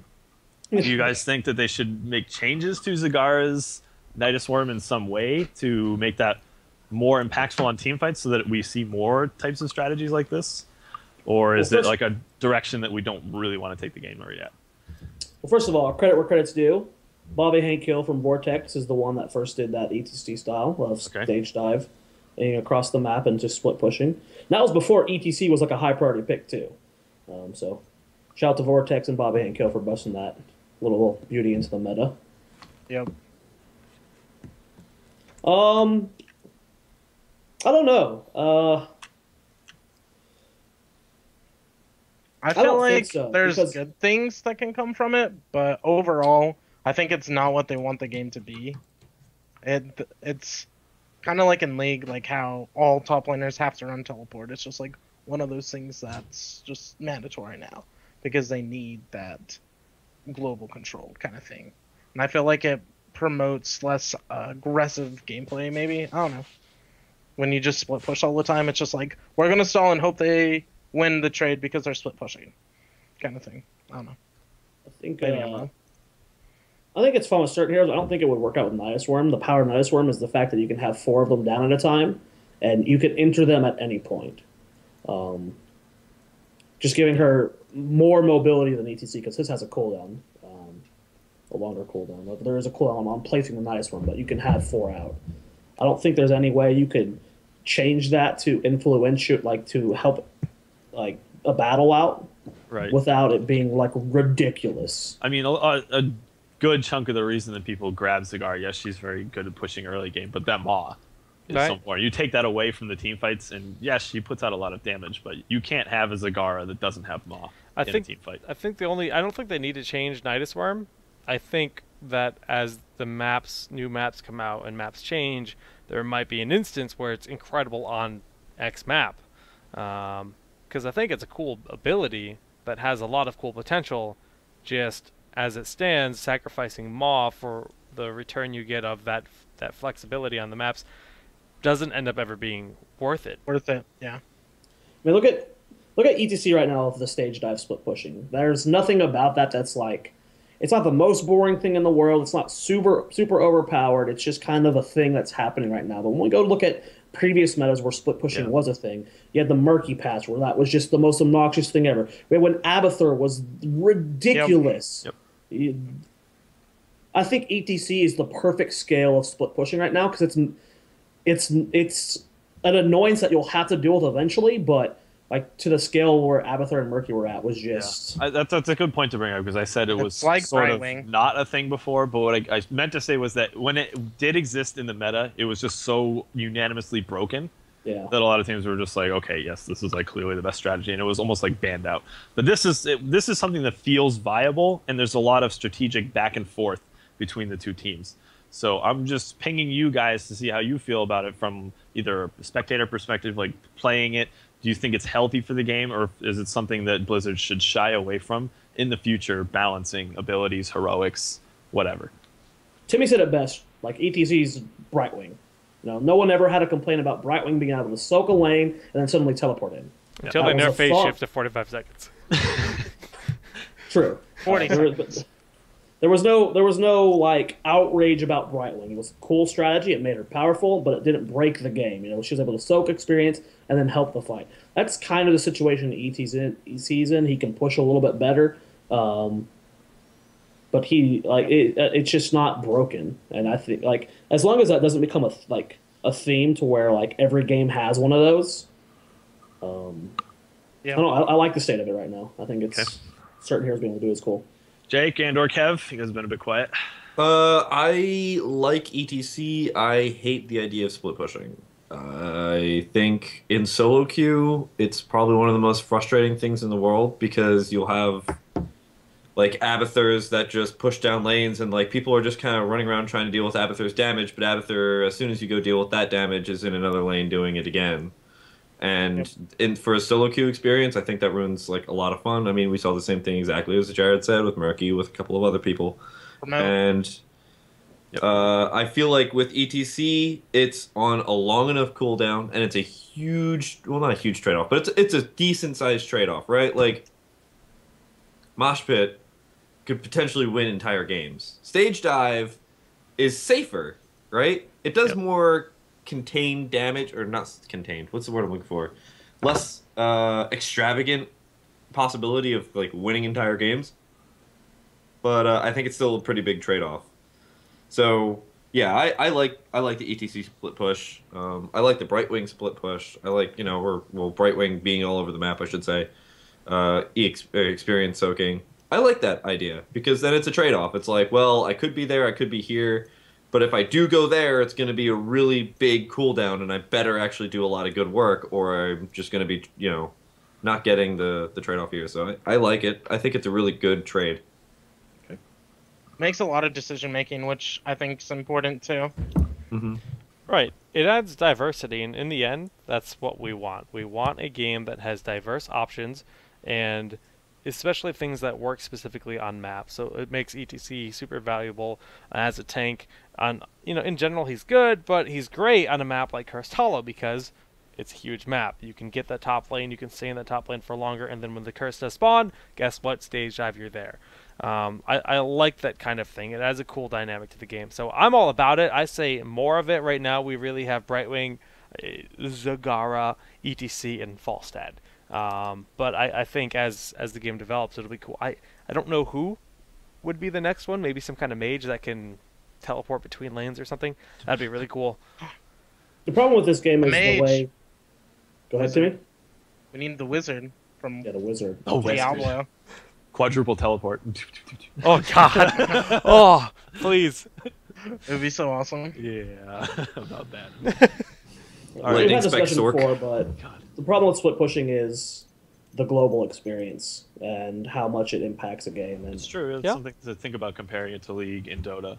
it's going to be a real hard thing to make a legit split pusher work, because if it's able to sustain itself in lane and do that much pressure in a lane, I mean, every time we've seen that be a possibility, it's been broken. It's just been absurd. There's never been a situation where like they've introduced that mechanic and it's like, okay, this is fine and it's working. It's like because of how much experience gain you get from that lane, and usually when the person is a split pusher, having one person to deal with it is not viable. You have to send multiple people to help slow that down, which gives the team the advantage, like in a 4v3, and they can also start pushing other lanes. It's never been.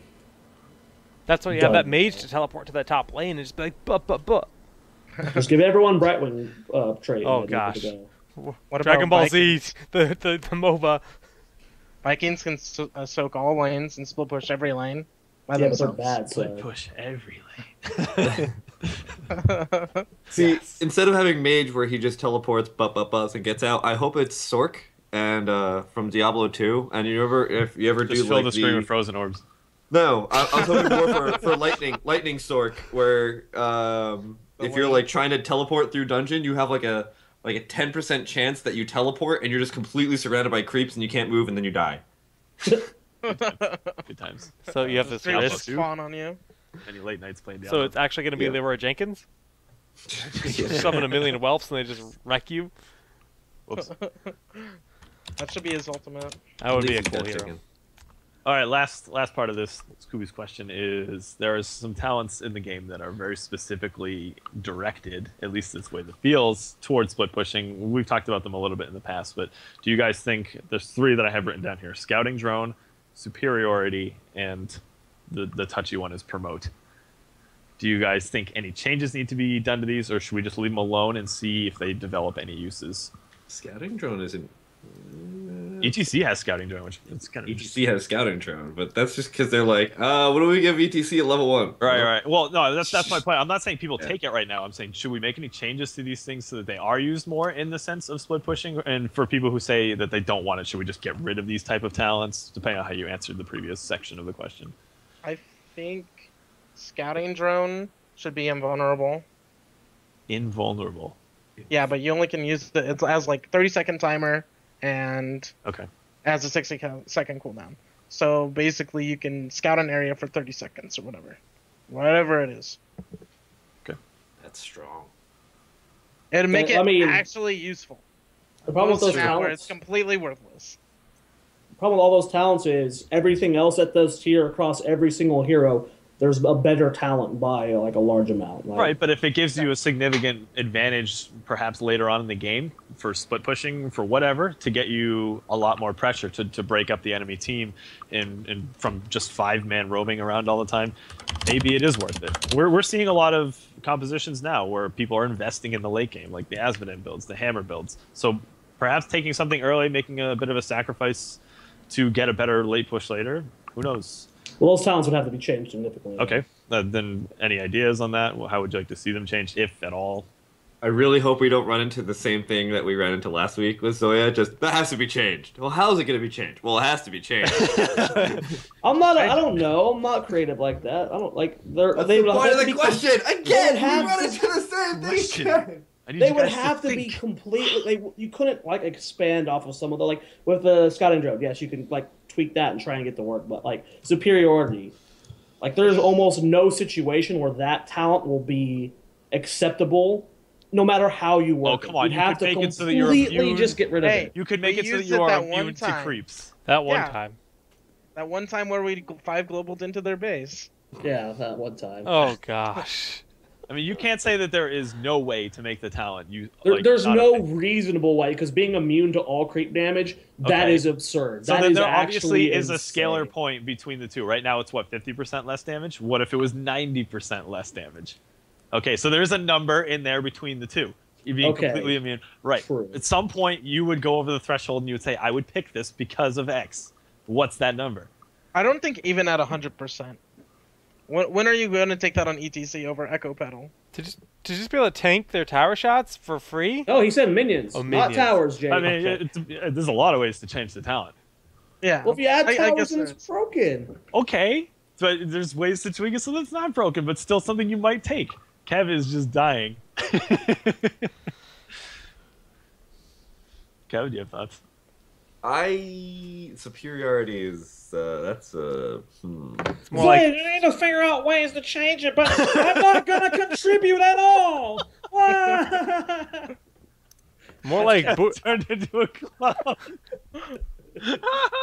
Can you do that again for me? This time backwards, just once.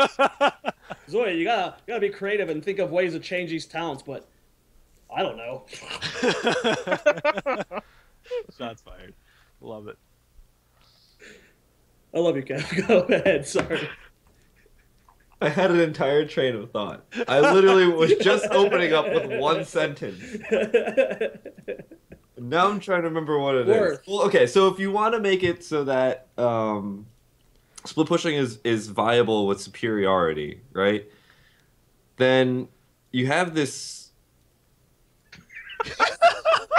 Don't do that. For you guys listening, a clown has just appeared on the screen. Oh my god. You could at least pick the clown with good hair. I mean, come on. Don't insult the man. Hold on, I'll put my hair on top. There we go. Okay, there we're good. We're good. We're good. I mean, it's always going to become that issue because even with somebody like Zagara, who's supposed to be a great split pusher and is a great split pusher, look at her level 1 talent that a lot... Actually, this is kind of going back and forth lately. But sometimes people are grabbing that regeneration creep, and some people are grabbing the roaches have... No, the roaches take 30% less damage. Yeah. To soak more tower shots. So that's a great trade-off, right? Because roaches taking 30% less non-heroic damage basically is like having that third roach there. That was like the entire point of having that third roach there, was just to tank more tower shots. But it doesn't actually affect team battles as much as it did with that third roach. It still does a good job of soaking up tower shots, but doesn't affect team fights. And Zagaras are still grabbing it. And that's the interesting thing, is that that's a pretty big trade-off, I think, because you could also get the regeneration on creep, which is another really big one, which works really well in team battles. Superiority needs to have some sort of trade-off in where it works not only for pushing, but also for team battles, but minor in both. Because I feel like this is a game where you need to have those team battles. Yep. And you can't throw away an entire talent tree or talent level for What is that for? no, huh? The problem is that like, isn't superiority 4, right? Level 4. Yeah. Like, there's so many good talents in that tier. Like, Even if there's no good talents at that tier, like nobody's still gonna take it. It's gonna be like it's. well, Amplified even if you were to field- try and change it to make, like, I don't know, I can't find a legit way to change superiority at the current tier that's gonna make it better. Like, Without it being ridiculous. Yeah, and even then, taking less damage from towers and creeps, I feel like that's just such a lackluster. Even when you are pushing, like Zagara never takes damage from creeps and towers when she's pushing, her minions do. Gazlo doesn't. His turrets do. Or he's got Robo Goblin. But to an extent. But I mean, The that summons includes right? mercenaries, so it opens the Dude, he implications. can do level 7 boss with superiority. That's Just true. saying. Level 7 boss is superiority. That's pretty nice, and boss is pretty bumped. But even then, I don't know. I feel like it's another one of those talents that you don't really. I mean, I guess you do, but at the same time, it's just kind of like a stat booster. And that's why I really don't like it the most. Flashy talents are fun, man. I think the best way to fix superiority is remove it from the game, because it's wasting a slot. It really is worth it. And put what in instead, though? Something that's the question we were saying before. Like a Thorns aura. Thorns, that would be pretty cool. Speak heroes. So you take damage when you attack that hero? Mm-hmm. Okay. So if you're in the middle of a creep wave, I they was wondering take what damage. Speak Heroes means. I was I think it's Speak Bob. Heroes, and I was like, Speak, Bob. Is that Jake's brain process right now? Well, I know that's. Speak Heroes. something about heroes. I knew you. No, I just said what I was trying to think. Thorn's aura isn't something in Heroes of the Storm, so. But it's something that like could be usable if you wanted for split pushing. You know. That's one of those that, like, unless it was minions, though. That's like But one then, of those. but then, Thorns are. Sorry to cut you off, Soya. Sorry, it just. It's okay. Go ahead. Words just exit out of my mouth like Jake.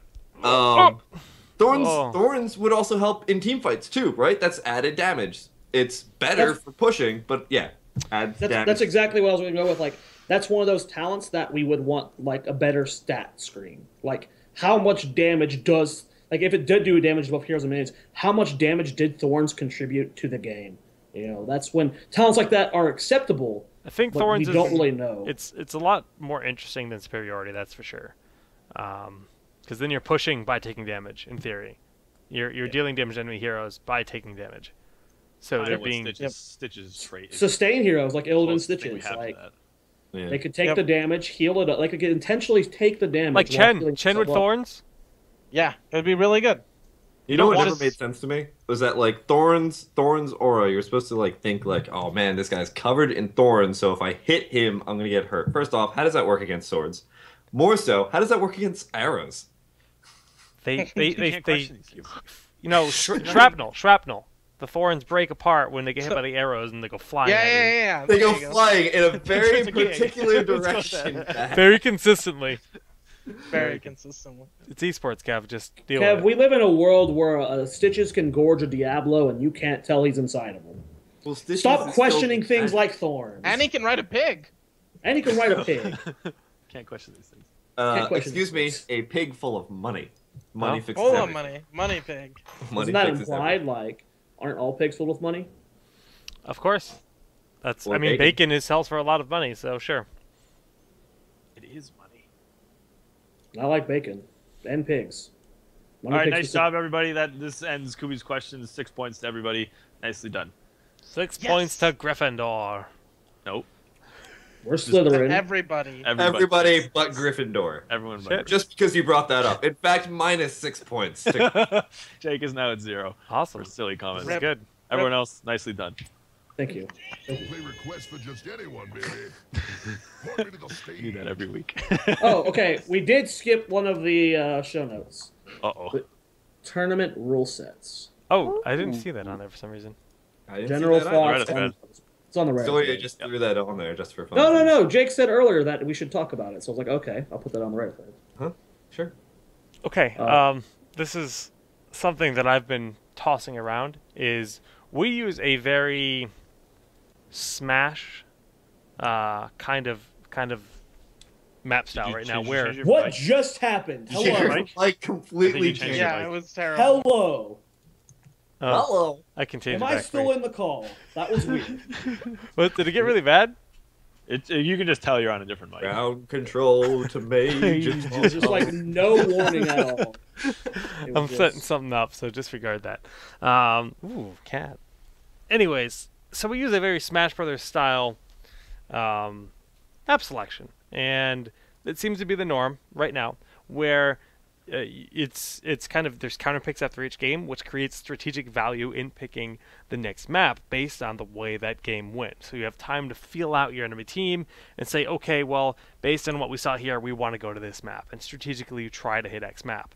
And that's kind of how Smash always works. Strategically, it's like, okay, well, I'm playing against a Puff player.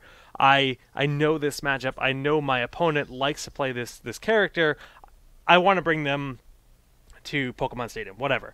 And that's kind of the logic there. Does that kind of matchup logic exist in Heroes of the Storm? And is our current system ideal, or should it be more like StarCraft, where it's a pick ban process at the start of the series? Oh, stop attacking my Hearthstone key, you stupid fat cat. Hey, she's big boned. We The talked problem, about okay, this. so the main problem with that right there is in StarCraft, the map pool was consisted of several maps that you could choose from. For the Competitive would tournaments. be 7.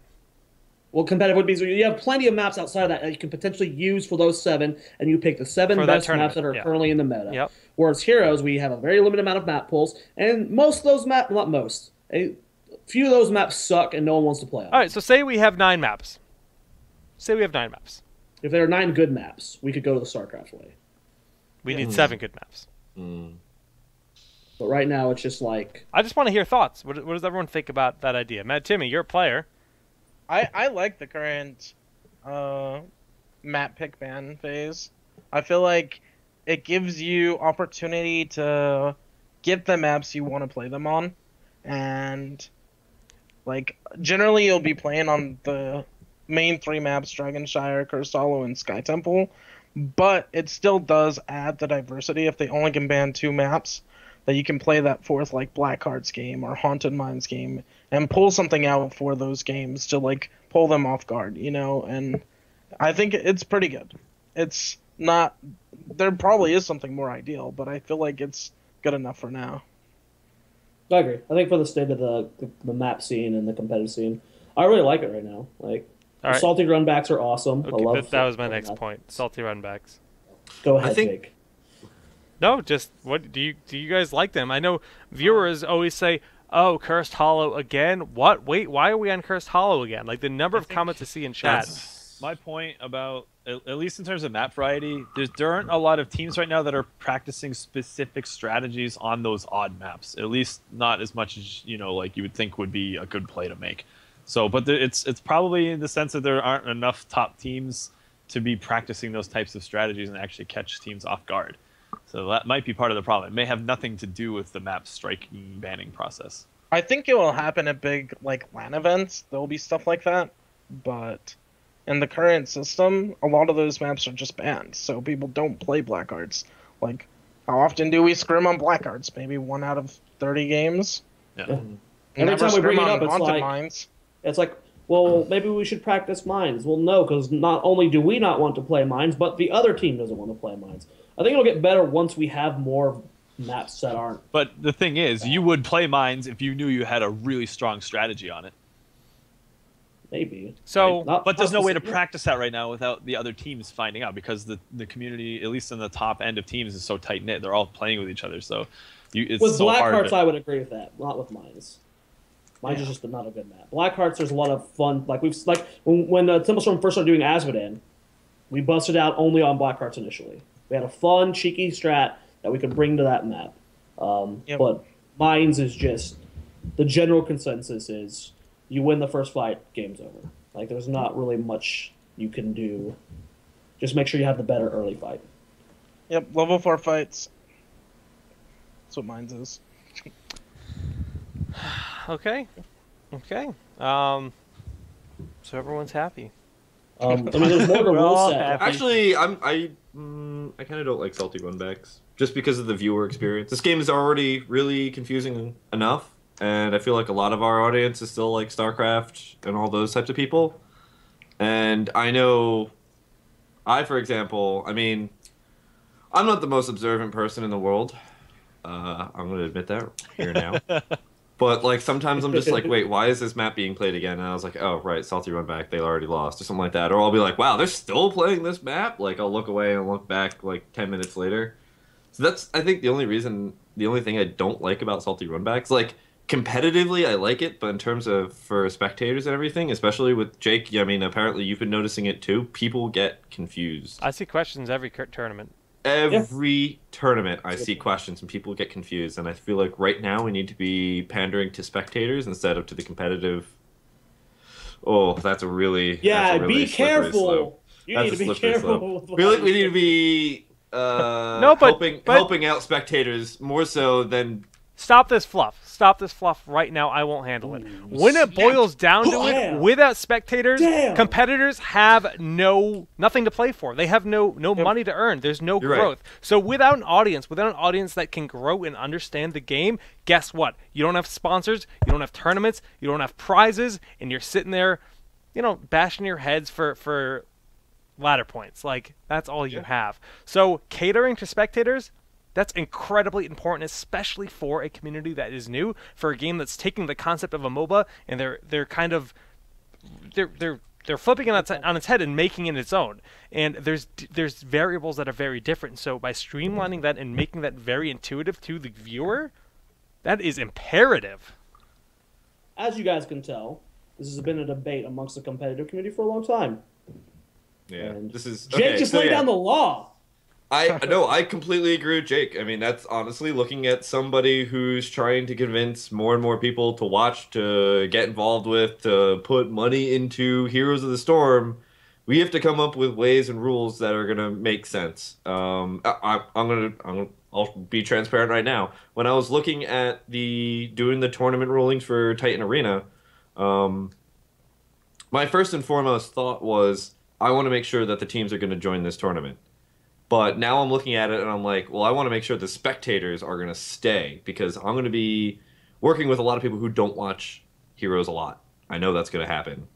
And I'm really thinking about salty runbacks lately, and I'm like, well, they're really cool. I love them in Smash. But in Smash, it makes more sense because first off, the games are not as long, right? It's so people individual don't get character as matchups tired. too. It's individual character matchups. That's the Yeah, other individual thing. character matchups, exactly. So you're like, yeah. So if Tempo Storm always ran this set of heroes, that would make sense. But Tempo Storm always changes their heroes or something like that. Right. So for the most part, salty runbacks kind of don't make sense in heroes right now. I The agree. only issue with that is that if we get rid of salty runbacks, in best of fives, we're going to start seeing like Blackheart's Bay. Yeah. And we're going to start seeing like Guard of Terror. We're going to start seeing bad maps come back again. So So that's- tournaments can set rules that say, okay, this tournament actually doesn't have Blackhearts or mines in it. It's not out of the realm. We've yet to see a tournament ban out maps. That's a rule that can be very easily thrown into the ruling. We do not play in these two maps. What's up?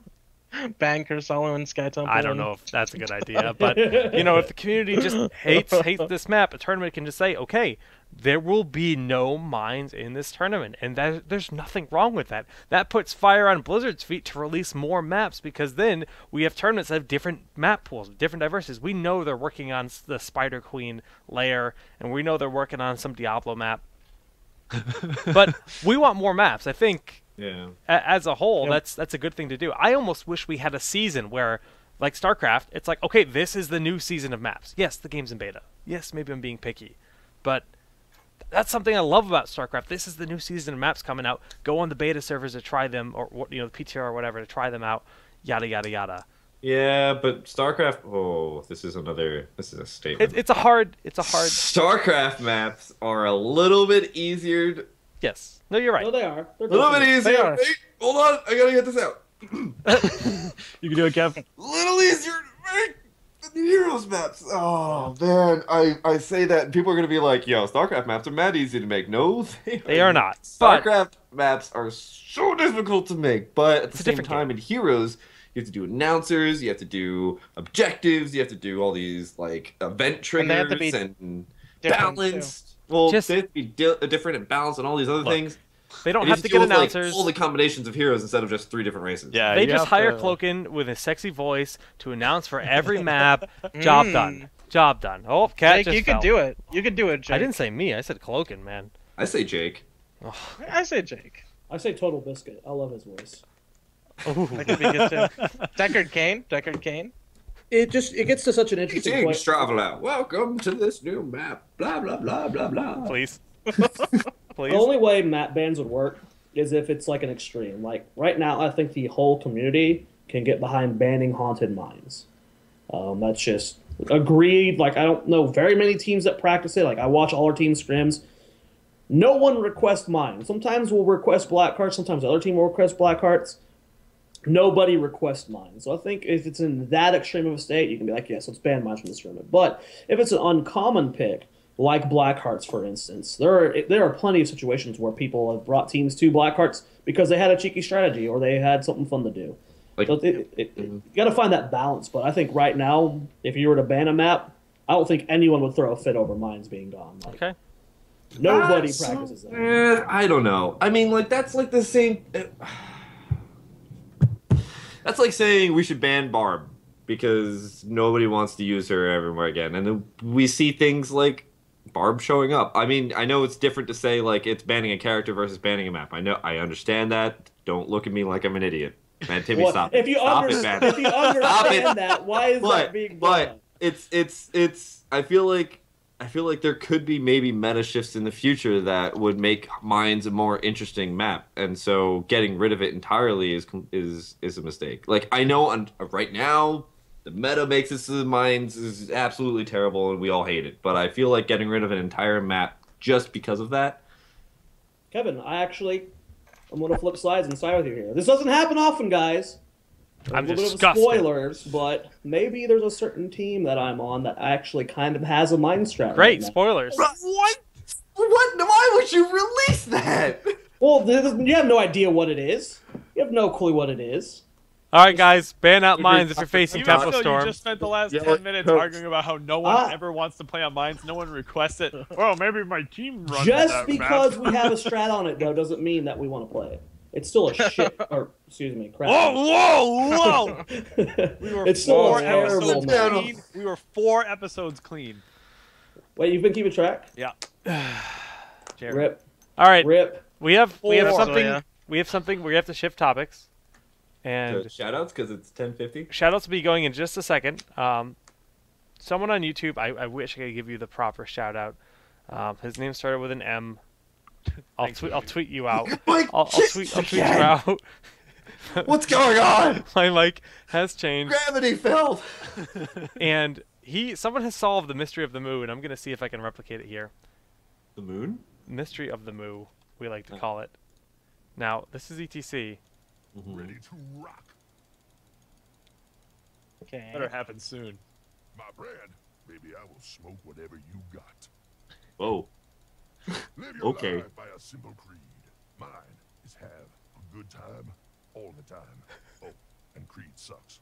Man, I've seen a million faces, and I've rocked them all. Point me to You're the proving this stage. point so well, man. Where I go is the cow level. We're gonna get this eventually. I don't think we're getting this. Live your life by a simple creed. Damn it. Mine is Great have quotes, but a good time. I agree. This is 100% why we hear the moo You're in supposed to cast. moo. Man, I've seen a million faces. and we I've already heard rocked this one, them Jake. all. All right, one more. Point me to the stage. This is almost as big a failure as doing viewer call-ins. Where I go is All right, I give up. Apparently, he will moo, and I tried it out earlier, and got trolled, bro. it worked. It You worked. got No, it worked. trolled. You got trolled. Yo, was this in oh, what was the name of that gamer magazine that everybody always read? Nintendo Power. No. Game Informer. faces. Game Informer? No. EGN? No. Someone read that. There was IGN? something. I remember. Anyway. Shout outs. Released those April Fool's things, and people would be like, "Yo, you can get Sonic and Super Smash Bros. Yeah, Melee. I remember that. Play 99 times against the evil hand, and you only use Yoshi, and you can only throw eggs." Point me to the stage. Hey, I Still did that done. and it worked. He's still trying it. He's still going Nick's for still it. trying. All right, shout outs. Start with Kev. EGM. That was it. Electronic Gamers Monthly. Yeah. That was it. EGM. Thank you so We much. need more cowbell. That was gonna kill me. Come on. More That's all cowbell. you got That's what I for heard. me. Who gets to How start, old is Jake? that joke, Kev. man? We need more cowbell. Shout outs. What we need is better Oh, riders. so Get this thing. guys, I'll be in the this is gonna be tour. like my biggest shout out ever. Titan Arena gonna be happening on Saturday. It's gonna be on mlg.tv/sham2, which is my channel on MLG. So yeah, it's not gonna be on Twitch. I know you're all gonna be whining about it. I got it. Sign-ins, if you are a part of the team, you're gonna be starting on Friday. It is gonna be a long day, but Sean Chef Simon is gonna be my co-caster, which is gonna be great because I'm really loud and he's really quiet. So it's gonna be really hilarious. I And feel. he's really good at the game, and you're not. It's like the perfect balance. Wow. G there. Well, you know. That's true. It's gonna be great. Do me the favor and tune in if you do have the time to at least check it out and watch it. Yeah, I'm really excited. It's got 32 teams, or probably gonna have 32 teams. Who knows if I can fill in that one team that I have to kick apparently when I get done here. And I just actually watched our logo guy make the logo, and the logo looks pretty sick too. So Nice. pretty hyped for it. So definitely do me the favor. If you want, you can go. Our logo guy says Christian, who actually made the town hall logo too. Oh Jesus, yeah, give Christian, shout outs where shout outs are due. yeah. Holy, Christian. holy crap! I love Christian. When is the tournament? Saturday. Just Saturday, 2 p.m. Eastern. So anyway, yeah. So really excited for this, and this is my first tournament ever, and I'm gonna mess it up, and it's gonna be great. So you better watch, cause it's gonna be like NASCAR. Kev, I have a question. Yo, What time did you say it started? 2 p.m.? Ready 2 to p.m. Eastern. It's a big tournament, right? Yeah. Why didn't you start it earlier? Because who wants to wake up early? I have a I'm just kidding. That's a whole argument that we'll get. I have a So bone to much pick with trouble. Pepper real quick. A plus. He was talking about how it was his first tournament ever and stuff, but I remember a series that we did called King of the Nexus that, That wasn't a We tournament. both- That was a series. either way, That was a King of the Hill. That wasn't a how tournament. dare you throw it aside? Yo, Cotton never died. Cotton. Cotton's coming back. I never died. No, it's not. I'm pretty sure Symbiote's still the king. Symbio Gaming. You are the reason it died. Thanks, Madtimmy. We had no more teams for you guys to play. It was over. I know. No one wanted to play. Oh, I told you. that was the cow. No one heard it. No one heard it. All right, that's it for me. If you want to check out and get an email when everything goes live, just you can follow me on mlg.tv/sham2. I might be. No, I'm not going to stream Homeworld tonight. I'm too tired. But yeah, that's it. That's it for me. Cubus Maximus. Hold on, I'm listening to the rebroadcast. I don't have time for this. Oh, fine, you're right. I want to hear it. All right, tomorrow, Jacobs and I are going to be casting for ESL NA Major League. I forget exactly which teams are playing tomorrow, but you guys can go over to play.esl.com and find out. The schedule is there. It'll be on twitch.tv/ESL_heroes. I will not be casting Kings this weekend. Jake and I are taking the week off, but I also wanted to give a shout out for those of you guys who are going to PAX East, which will be the following week. If you guys are going there, find us, come chat us up about Heroes. We haven't mentioned that yet on the show, but we will be there, and we will be a full force to talk about Heroes. Zoloff. Oh yeah, make sure you check out that MLG tournament Kevin was talking in. Tempo Storm is playing in it, and we're going to win it like every other tournament except for European ones. So make sure you guys check that out as well. Jake, are we casting Ding It Friday? We are. Okay, check out dingit.tv/SolidJakeGG this Friday for Dang it, Bobby. 2 more best of 3s. You can follow me at TempoZoya on Twitter. I haven't been streaming lately. I've been kind of in a rut, I guess, for the streaming. I'll start streaming in soon. We will not be playing in ESL this Sunday.